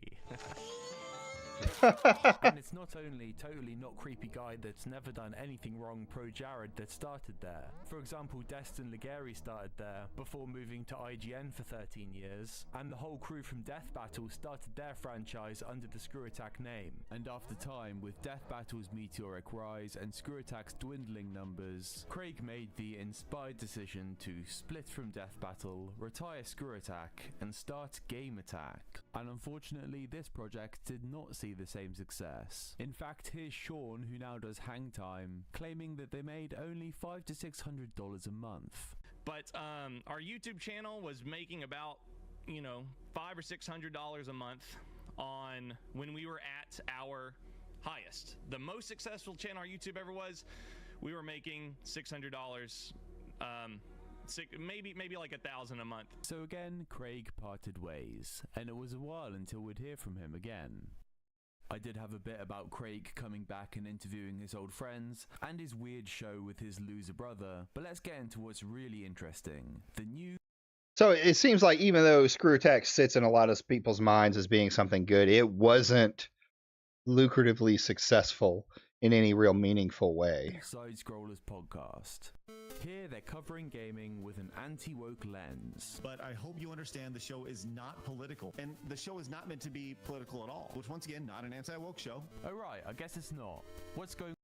I love when anti-wokers say that they're not anti-wokers. Like, I'm sorry, buddy, your actions speak for yourself. Over there then. Ian came in with 10 gifted memberships. Let's go, Ian. Thank you very much. Ian, you legend, you. It will? What a stud. Do we have Kirsha bouncing up and down for... Oh, hang on. I gotta find her. Where is she? There she is. There she is. I hate these like clips that they do for people doing stuff like that. Back in the early days, the web relatively was little was monetized. Yeah, I can see that. It's good to see you, Kirsha. Thank you very much for your bouncing right there. That's wonderful. That's just some out of context clip. Yeah, there's irony I'm not tuned into. I haven't been watching it enough. Oh, cool. It's well-known class act Arch Warhammer. He's gonna bring it back. Give it up for Joey. Joey, thanks, dude, for the massive $50 super chat. Says, hi, Side Scrollers. Just wanted to ask. Just a random TikTok. $50 to see Craig's stash of TikToks that he's stored there for his personal use. This is truly disgraceful. Is this owning the feminists? Or... The nice thing was that people making content had more passion to keep doing it. Yeah. It wasn't about the money run that it tends to be today, where it's gotten really, really bad. I mean, I still think there are people out there that do it for passion. But most people, at least on the higher ends, are doing it to try and get it. There's a lot of people who are doing it just to try and have it be their job. Is this a group gooning session? And I feel like salt gets rubbed into the wound even more when you learn how Craig markets this new show. Hey everybody, I'm Craig. Welcome to the Side Scrollers podcast channel. If you are a normal man who have found common sense, guess what? Hit that subscribe button and join the nearly 105,000 normal men this time. And we're going clean, we're going simple, just like normal men like. Let everybody know. Proclaim your normalcy now. Jesus, what a boring. Just be a normal man, and we're gonna get normal men on like Nick Ricata and Short Fatataku to tell tales of Gamergate. Without seeking approval of the San Francisco Board of Education, Superintendent of Schools Maria Sue plans to unveil a new grading. Fun fact about the normal man thing. Hit me, Zero. Hit me. I know who pushed that on him. Was it... Let me see. I don't know. Who pushed that onto him? Smash JT? The former DSP Dent who converted? A former DSP Dent who converted to side scrollers. Really? Wheeling through life with Brian. Holy shit, this is so bad. For equity. You may have noticed the shrill banshee that's unable to control the volume of their voice. This is Craig's new co-host, Blabs. And yes, strange pick to get a disabled woman to host your podcast with you. I guess she's like the Gila Klein of the show. Maybe one day Craig will set her free in the woods. And what's crazy is Blab's flailing takes up way more of the airtime than Craig does. Craig is more of just a mouthpiece for all of the wonderful guests that he gets on the show. Yeah, I'll say Liquid went pretty hard on Blabs with that one. He's gonna save. We love Blabs here. We love Blabs. The West by talking about Warhammer. We've got Twitch streamer Eric with his cowboy hat on over his headphones. Clearly bold, probably closeted. You've got Yellow Flash. I wonder what this guy's content's like. All these game journalists like that bald woman that's in that intergalactic game. They don't like good-looking women. They don't like fit women. Every female character needs to look. I've watched a couple of Flash's videos, and I don't know if maybe he was more passionate back in the day, but he is boring as fuck. I don't see how he ever got to have the audience there, the subscribers that he had, right? It just, it seems like boring. Who would watch it? Genderless and borderline, or they're not happy. No way. I'm looking for a creator that still does Stellar Blade coverage and 10-minute daily uploads about Grum's tweets. Thank you, Yellow Flash.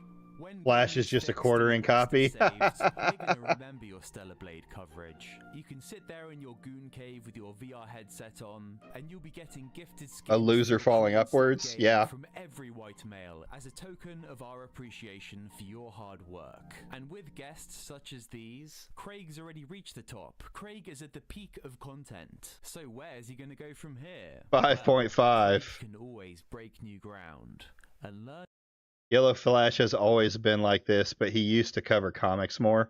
Okay. He just hasn't peed in the basement yet and announced his wife went out for pizza without him. About a new genre of content. I'm just a normal man. I'm very excited to be on with you guys. This is incredible. Don't worry. For any VTuber haters out there, Craig's incredibly non-committal. He's just learning about VTubing. I've said this before. I am not super familiar with the VTubing space. I fully admit this, right? But I'm learning as we've had VTubers on our show. Like I said, this is something that I'm not, I'm learning about this space as we go. A lot of people are really excited that you're on today, us included. I'm glad you're with us. Love your model, by the way. Really, Thank you so much. Thank you. Really awesome. That's good stuff.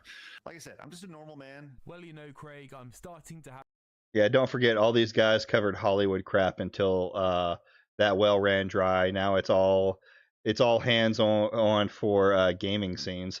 Some of them still do, like Flash still does the Hollywood stuff, though it doesn't seem to be very successful anymore. I have my doubts. I don't really buy that normal men want to watch a hog-handed hag roleplay as an anime girl. Whoa, Liquid. Let's find like a different term than hog-handed. How about just sausage fingers? Watch whatever the fuck this is. Lolly gang represent. Before I was a hag. Before I was a hag fox. Chris going out swinging. A fresh 18-year-old foxu.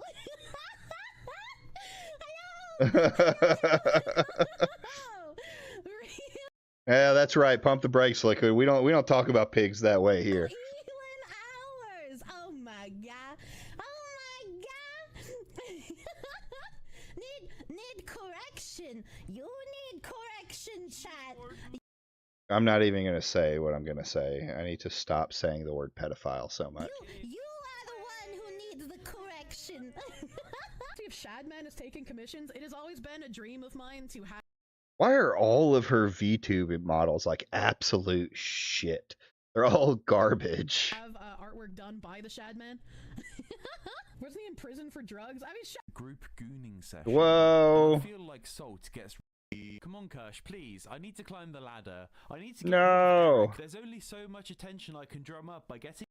If Shadman is taking commissions, it has always been a dream of mine to have artwork done by the Shadman.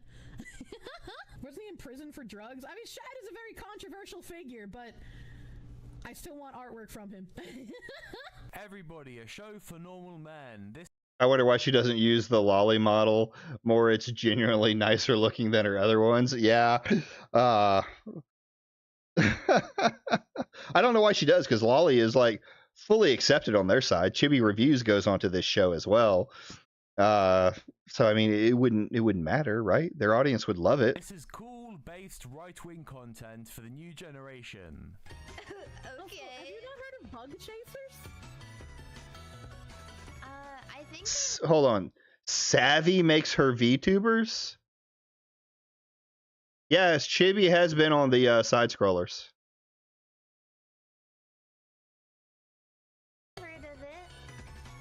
You've never heard of people wanting their neg hole to be paused? I said Craig's non-committal, but this is the sort of thing that Craig is really. Savvy makes the lolicon. Oh yeah, I've heard that about Savvy. Like I've heard that she's a big porn artist.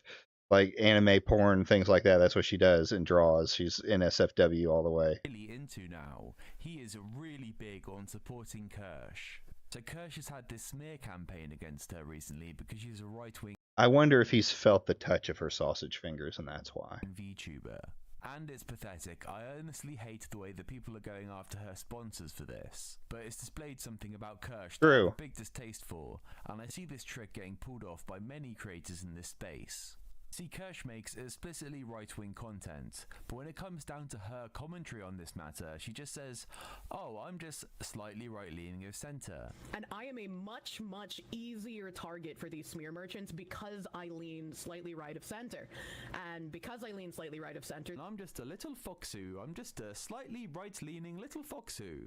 That seems very targeted to me. And why? I'm an anime fox girl VTuber. And I think if she really cared about what she talks about, she'd say something like, I am a right-wing voice. More than half of the country that I live in have these sort of similar views that I have, and my voice is being silenced. I'm just a cartoon fox woman. To be fair, not everyone has to be principled, and they can just rake in money from simps. And she's done that quite well. She's even growing because people like Asmongold and Tectone are sticking up for her. Yeah, again, the level of support has been amazing. Well, I definitely credit. Well, you can tell this video is a little older, because one of those guys at least is, well, not really, not really supporting, or is not really one who's got the viewership to support anymore. Here's her YouTube channel. I want to see, is she still doing well? Let's take a look. Let's take it. Why is this here? Go away, you. 122K, and she's getting like 18. Wait, hold on. This it's all jacked up. I'll bring it over here. I mean, it's another one that she's breaking 100, but she's not breaking the bank on her views, right? 18K, 12K, 21K, 23K. She posts daily and she goes live. Like a lot of these people are where they're dragging, even her live shows aren't getting, but you know, around 20K. Where a lot of these people make their money is in the super chats and stuff like that. I don't know why someone would go use hers, like when there's so many other VTubers they could find that actually have good models. Honestly, Kirsch's adjacent is the reason that English VTubers stay stagnant, while on Japan they're getting on billboards and events and other shit. Yeah, I agree. It's not really making its way, or VTubing isn't. While it is getting into other places, the Japanese VTubers are making it into America. This just isn't content that people want to watch. The very overly AI thumbnails over and over and over again, but it looks like she's got 3 that she reuses.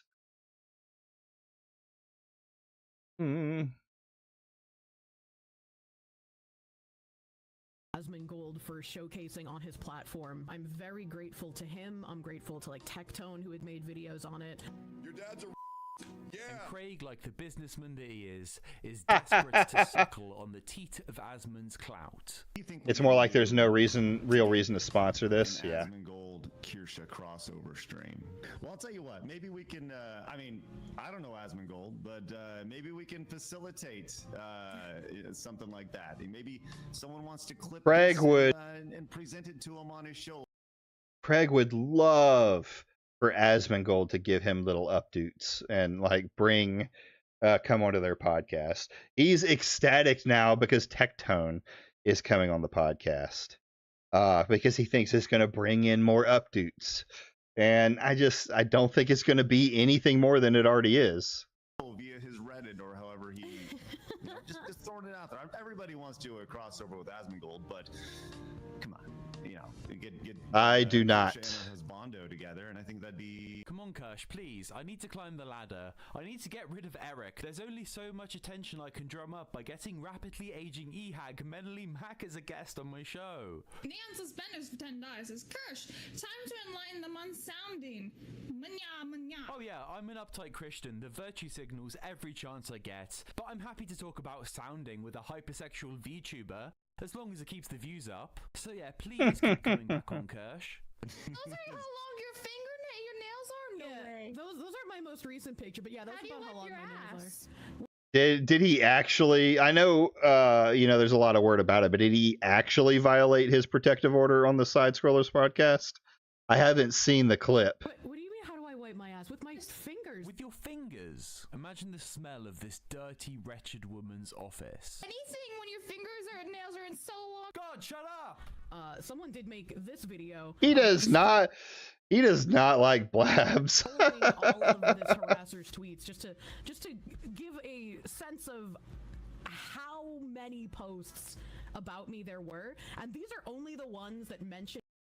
So after Tectone lost his case, it was what a protective order is like. You can't say certain things. You can't do certain things.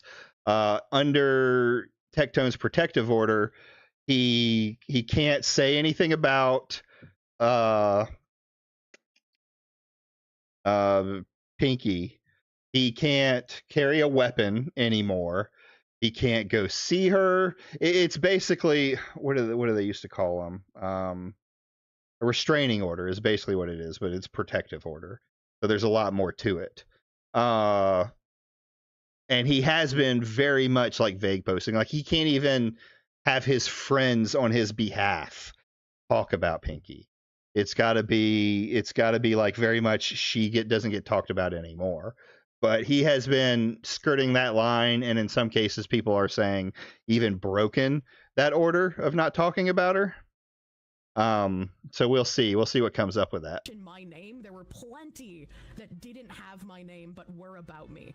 If anything, Dragon Fat Deposit, does that normal person have anything to say nowadays? I'm joking, I didn't read this document. Someone in Short Fat Otaku's Discord's a freak? Big surprise. Seriously, this area of the... It is very possible, yes, that Smash will get a protective order when, if he loses the case. If and when he loses the case. They'll basically, and that's what Alyssa wants, right? She wants a protective order so that Smash can no longer talk about her, so that Smash can't have his friends talk about her, so that she'll just be left alone from him. I don't know that it won't be as extreme as Tectone's, because he SA'd his ex on top of other things. But there will at least definitely be the, hey, you can no longer talk about her. And more than likely, she won't be allowed to talk about him anymore either. Right? So it'll go kind of both ways a little bit on that. And he'll have to pay out money.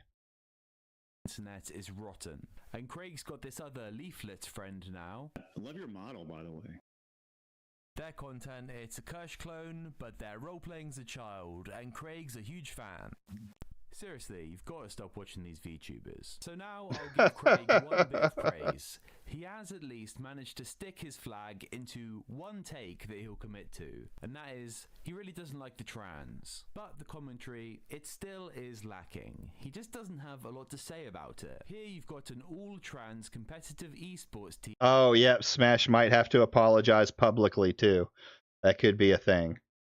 Competing in a women's league. I don't know that they'll call it a protective order, though, because I think the protective order has a lot more to do with like the stalking and things like that. So I don't know what they would call it in the case of Smash JT's case, right? Because Tectone was stalking her. He was stalking her online. He was calling her all sorts of things on there. And then there's the whole essay allegations and stuff like that he pretty much admitted to. Imagine Smash having to apologize like it's a hostage video like Casey Tron had to for Ethan.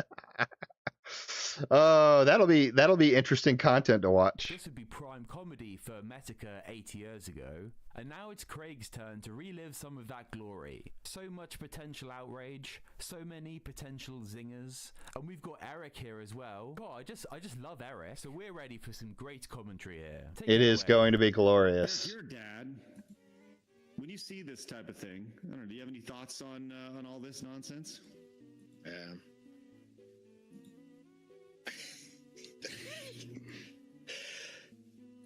I just hope my daughters never have to play against one of them in sports. I agree. Isn't this an esports thing too? Truly top tier stuff there. And you know, normal men love talking about what woman is going to be cast as Zelda in a new live action adaptation. And they definitely have been watching too much Kirsch at this point because they're really into the actress being young. At least she's in the age bracket. She's not a 30-year-old man. Okay.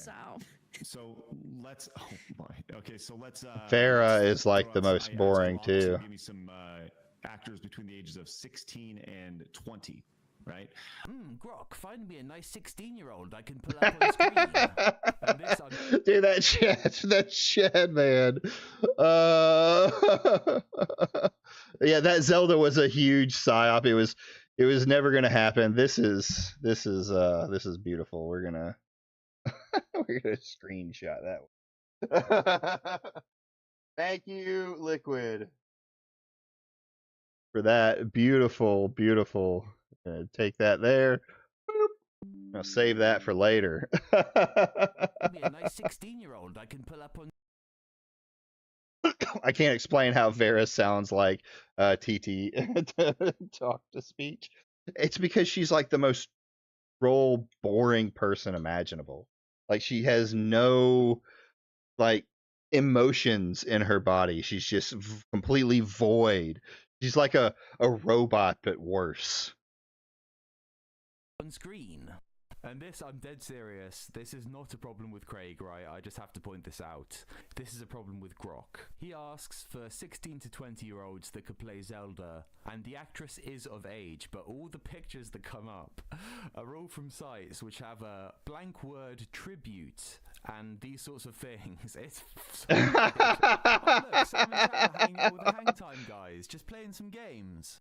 Kind of like what normal men would do. And the better part is, I bet you those boobies are actually like squishy, because some anime figurines, their boobs are actually like made out of like a squishy material. You can go toot toot. I'm a normal man. Banned for telling the truth. Oh yes, well-known truth teller Tectone, come down. The true problem with the Side Scrollers podcast is they lack. Farah is like that HR person that comes in to talk to you about the thing you said at the water cooler. Yeah, normal man. I remember Leon and JDA arguing about that. Lack any analysis with what they talk about. Like they cover this new way that Sony's moderating their games, and they just don't know anything about it. They have this article, it's pretty bare bones, and they don't even read the entire thing. HR dark. Exactly does this mean? Comparing the or each metric with an average or reference metric for a typical individual, as described elsewhere herein. So, anyways, yes. So all this, we've seen Activision go in, and he's just like, social credit score. But this very much sounds like a social credit score. Dystopian future. And not a huge fan of this kind of dystopian feel. Tone policing. Right? People have to self-police. They have to tone police. Buzzword. I don't really like the dystopian, like, thought policing. Like, every game's gonna have some kind of TOS and a way to punish people who are bad behavioral, right? But, like, when you start getting on this weird sliding credit score system, it creates like an artificial goodness, and then you don't know who the like shitty people are. Yes, by implementing something that's going to detect bad actors, it's going to make it harder to see who the bad actors in the game are. Great input, Kirsch. Thank you very much. And this stuff is frustrating to watch because they've already... It seems like as this video goes on, Liquid is getting more and more like disheartened. Reach their conclusion before they've started their segment. Oh, the game industry is bad, so this is going to be bad.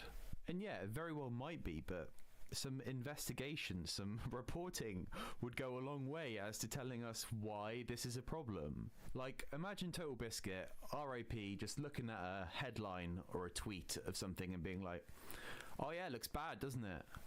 And moving on. You know, what's the point in learning about things? What's the point in finding things out? Don't think critically. Just get that low-level endorphin buzz as you melt into your gamer chair whilst you take breaks between masturbating over Korean computer graphics. But there is one exception. There is one exception to this podcast that some of you might make your head spin. With the bar that's been set by this show, and remember, it is with the bar that's been set by this show, Blabs kind of is like a free-thinking renegade. Here we go. We love Blabs. Grums won't come back on their show anymore because Blabs has criticized him. He's a thin-skinned little bitch. And we've had him on our show several times, and he's obviously welcome to come back at any time. Yeah, Grums, come back on, please. I can separate the idea that he could be allegedly scamming people out of hundreds of thousands of dollars. Well, not hundreds of thousands of dollars. No, he's raised over $500,000. Like it's respectable. I think Yeah, see? A poor businessman who has put himself in a business situation. He's deceitful. Where he is. I don't think he's deceitful. I think He's trying so hard to sweep here. Unorganized. No, he's actually lied about it. Blabs, I think that's worse. I think being unorganized can be, because if you're unorganized, you can be deceitful unknowingly. Well, Blabs. Blabs isn't built like Eve from Stellar Blade, so Grums won't come back to side scrollers. Maybe it's good that he lied, actually, because that would mean that he's not a disorganized idiot. That checks out. It's good that he lied, yeah. Alright, can I ask you a question then? Sure. Do you find it lying that you would say on your Twitter bio that you are the CEO of a video game, but you're not actually, and it's been discovered and you wiped that from your bio? I gotta be honest, I don't. That's not that big of an issue to me. Recently, they decided to do a great segment where they covered a tweet from Endymion TV, and spoilers, he got his info wrong yet again. A source that this is from Endymion says, I just sent this from a Ubisoft insider. They're still pushing Pride Stuff month internally, and alleged Ubisoft still hasn't shown any internal help or post about Men's Health Awareness Month. And here comes the inquisitive, wonderful Blabs with yet another win. I'm starting to think this newsletter is from years ago, because when you go and search "You Be Proud," the only thing that pops up is from 2022. So I think that maybe this thing. Oh, you mean research? But it's not a new Pride Month newsletter. Okay, did they take it down? Oh yeah, if they take down a years-old cringe LGBT post off their website, that means I'll be able to start buying my Ubislop again. And as you'd expect, Craig comes into damage control over the fact that they are incorrectly reporting about a years-old post. Allow me to kind of remember, there are internal things that you can join, right? This may publicly, it may be this way, but privately, there's always the public-facing portal, then there's the private-facing portal in a lot of these big companies. So publicly, yes, you may not have access to the information, but privately, they may be saying other things. True, right? But I'm just saying, like, we have no proof, and this article is wrong. But yeah, it's definitely happening, guys. It's definitely back there happening. We just don't see it. We weren't proven wrong. We just can't see it. The fact that they haven't said anything about "You Be Proud" anywhere in 3 years kind of seems. The guy in the Delulu shirt looks like he'd rather be anywhere else. I mean, both of them. Even the black guy looks like he doesn't want to be there. It's who would want to be on this podcast, like, legitimately? A bit fishy to me. And deep down, I think Blabs knows. I think Blabs knows that these people are complete idiots don't fact check anything and just spout whatever they can for engagement. And you know, even if she doesn't think that way, at least she's honest about it. She doesn't just immediately run defense the way Craig does. Here she is having the Yeah, the face you make when Craig. The face you make when Craig is trying to sweep. From Star Wars, the soundtrack is actually alright. With this, and I'll even give a really hot one. Rey's theme is phenomenal. She sucks. The character sucks, but the theme, I love it. Love it. This guy hears something about the Disney Star Wars films being good, and immediately has to Rules for Eve, not for thee. Garbage take, Blabs. Well, see you guys. Why? Because I like one thing. Why? Because your opinion is AIDS. It's so that song may be the only good track in the new sequels. I'll give you that. Yeah, what's wrong with saying I like it? You just agree with me. It is still the stage 4 cancerous bloody shit of the soundtrack. It's still garbage. Huh? Listen, it's a terrible song. Listen. And this is the thing, this guy is such a numbskull, he doesn't have any skills to actually criticize something. It's like these people, they've just heard the term Mary Sue, and they've passively watched Mauler's videos, and have no way to actually retain the information because they're too stupid. And eventually, he says, oh yeah, it's like a Harry Potter thing, that's why it's bad, which is a take that he's stolen from Blabs and got wrong. That's a shame because I'm right, and if you listen to it, and you listen to Harry Potter, try to find it. It's the same song in the Harry Potter soundtrack, which is a good soundtrack. No, it's not. Find it. The only two songs Blabs is tougher than Lo-Fi Pixels at the very least, and probably smarter. Yeah. found it. Together are in episode 2 in Chamber of Secrets because they came out at the same exact time, and I have a whole video of that on my channel. Right. You may want to revisit that channel and your videos. Yeah. Anyway, and your opinion as well. See, Blabs actually seems to care about this stuff as well. She's actually paid attention to content and analysed it and made videos about it. What an absolutely novel and crazy idea. That's fine, because anytime you mention the word Disney Star Wars or Rey, it's automatically just no, this has nothing to do with the Disney actually thing. Looking at it with like, let me listen to the track. You know what? I like it. It's nice. Yes, Blabs. Yes, Blabs. She's saying it. Oh, Blabs. Blabs, you're just so epic. We love Blabs. Maybe one day I could give you a little boop on your nose. Boop. It's a little weird. Oh, Blabs. No, yeah, it's you have to be on the hate train all the way, because if you say you like the track, then the fans are going to be like, ah. Oh my god, okay. I don't know what come over me there. Sorry. Oh, there was us. Check that out. This is where they got pissed about the Real Game Awards. Yep. That's awesome. That's right. One of Craig's new ventures is starting an award show. The Real Game Awards. For real, neckbig. The no was it to, well, we all love Blabs. So he knows how to put on a big show that the crowd are going to really, really enjoy. And Craig was selling tickets to this event for $150 a pop. I don't know, I've never been to a big glitzy award show before, so I don't really know if that's a good... I remember when one of these podcasts, one of the dudes was complaining about how people only complain. That's a little unself-aware, isn't it? Price. But also, interestingly, it's $30 to vote. If you want your voice to be heard, if you want to own the SJW left, just slip a bit of cash into Craig's pocket. Am I a scammer? Okay, so let's lock in. Jeff Keighley is about to look like a total chump. Hey everybody, and welcome to the Real Game Awards. I'm Stuttering Craig, and I want to let you know, this is not an industry show. Oh, cool. So this is like a little prelude to the event. You know, a little pre-recorded bit. And with that said, let's get to the awards for the first category. Best Story. Hey, games give us thrilling action. Wait, this is the show? Where are the people that paid for the in-person tickets? Are there just a couple smelly Nintendo fans? Yeah, his teeth are normal.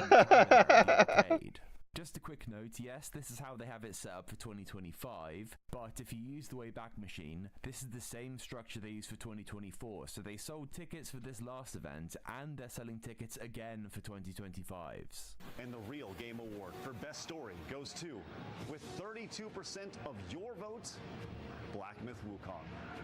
Hey, congrats, Game Science. That's it. Congrats, Game Science. And the rest is just exactly that, but cameos from his friends. But no, it's based. They have stuff like Best Jiggle Physics. These are your nominees for Best Jiggle Physics. Zenless Zone 0, The First Descendant. Ooh, The First Descendant. That one's not doing so well. Stellar Blade, and Lollipop Chainsaw. And the Real Game Award for the Best Jiggle Physics, with 72% of your vote, goes to Stellar Blade. As you'd expect, there are many more cringe moments, but when you see Stellar Blade winning over and over again, it starts to make you understand that putting an award show in the hands of a bunch of brain-rotted morons isn't the best idea. Hey, Smash JT jump scare. At least a little bit of a unique spin. That they'll also do awards like Game Industry Stellar Gade. hosted by Arch. But then there's the headline act. Presenting the award for shitty-ass game of the year, internet icon and the angriest gamer you've ever heard, the Angry Video Game Nerd. James! Oh, great. James, no! Another award show. This one's called the Real Game Awards. I mean, come on. We're like the real Ghostbusters? Were there fake ones? I mean, that makes no sense. But you're the AVGN. Real clever, Craig. Is nothing pure anymore? I know about Cinemassacre truth in that, but this isn't. Wait, you know what? I think I get it. You know, when people get mad about Star Wars having gay scenes now, this is my Star Wars. Nothing is pure anymore. Maybe it's time to post on Twitter about how The First Descendant is cool. I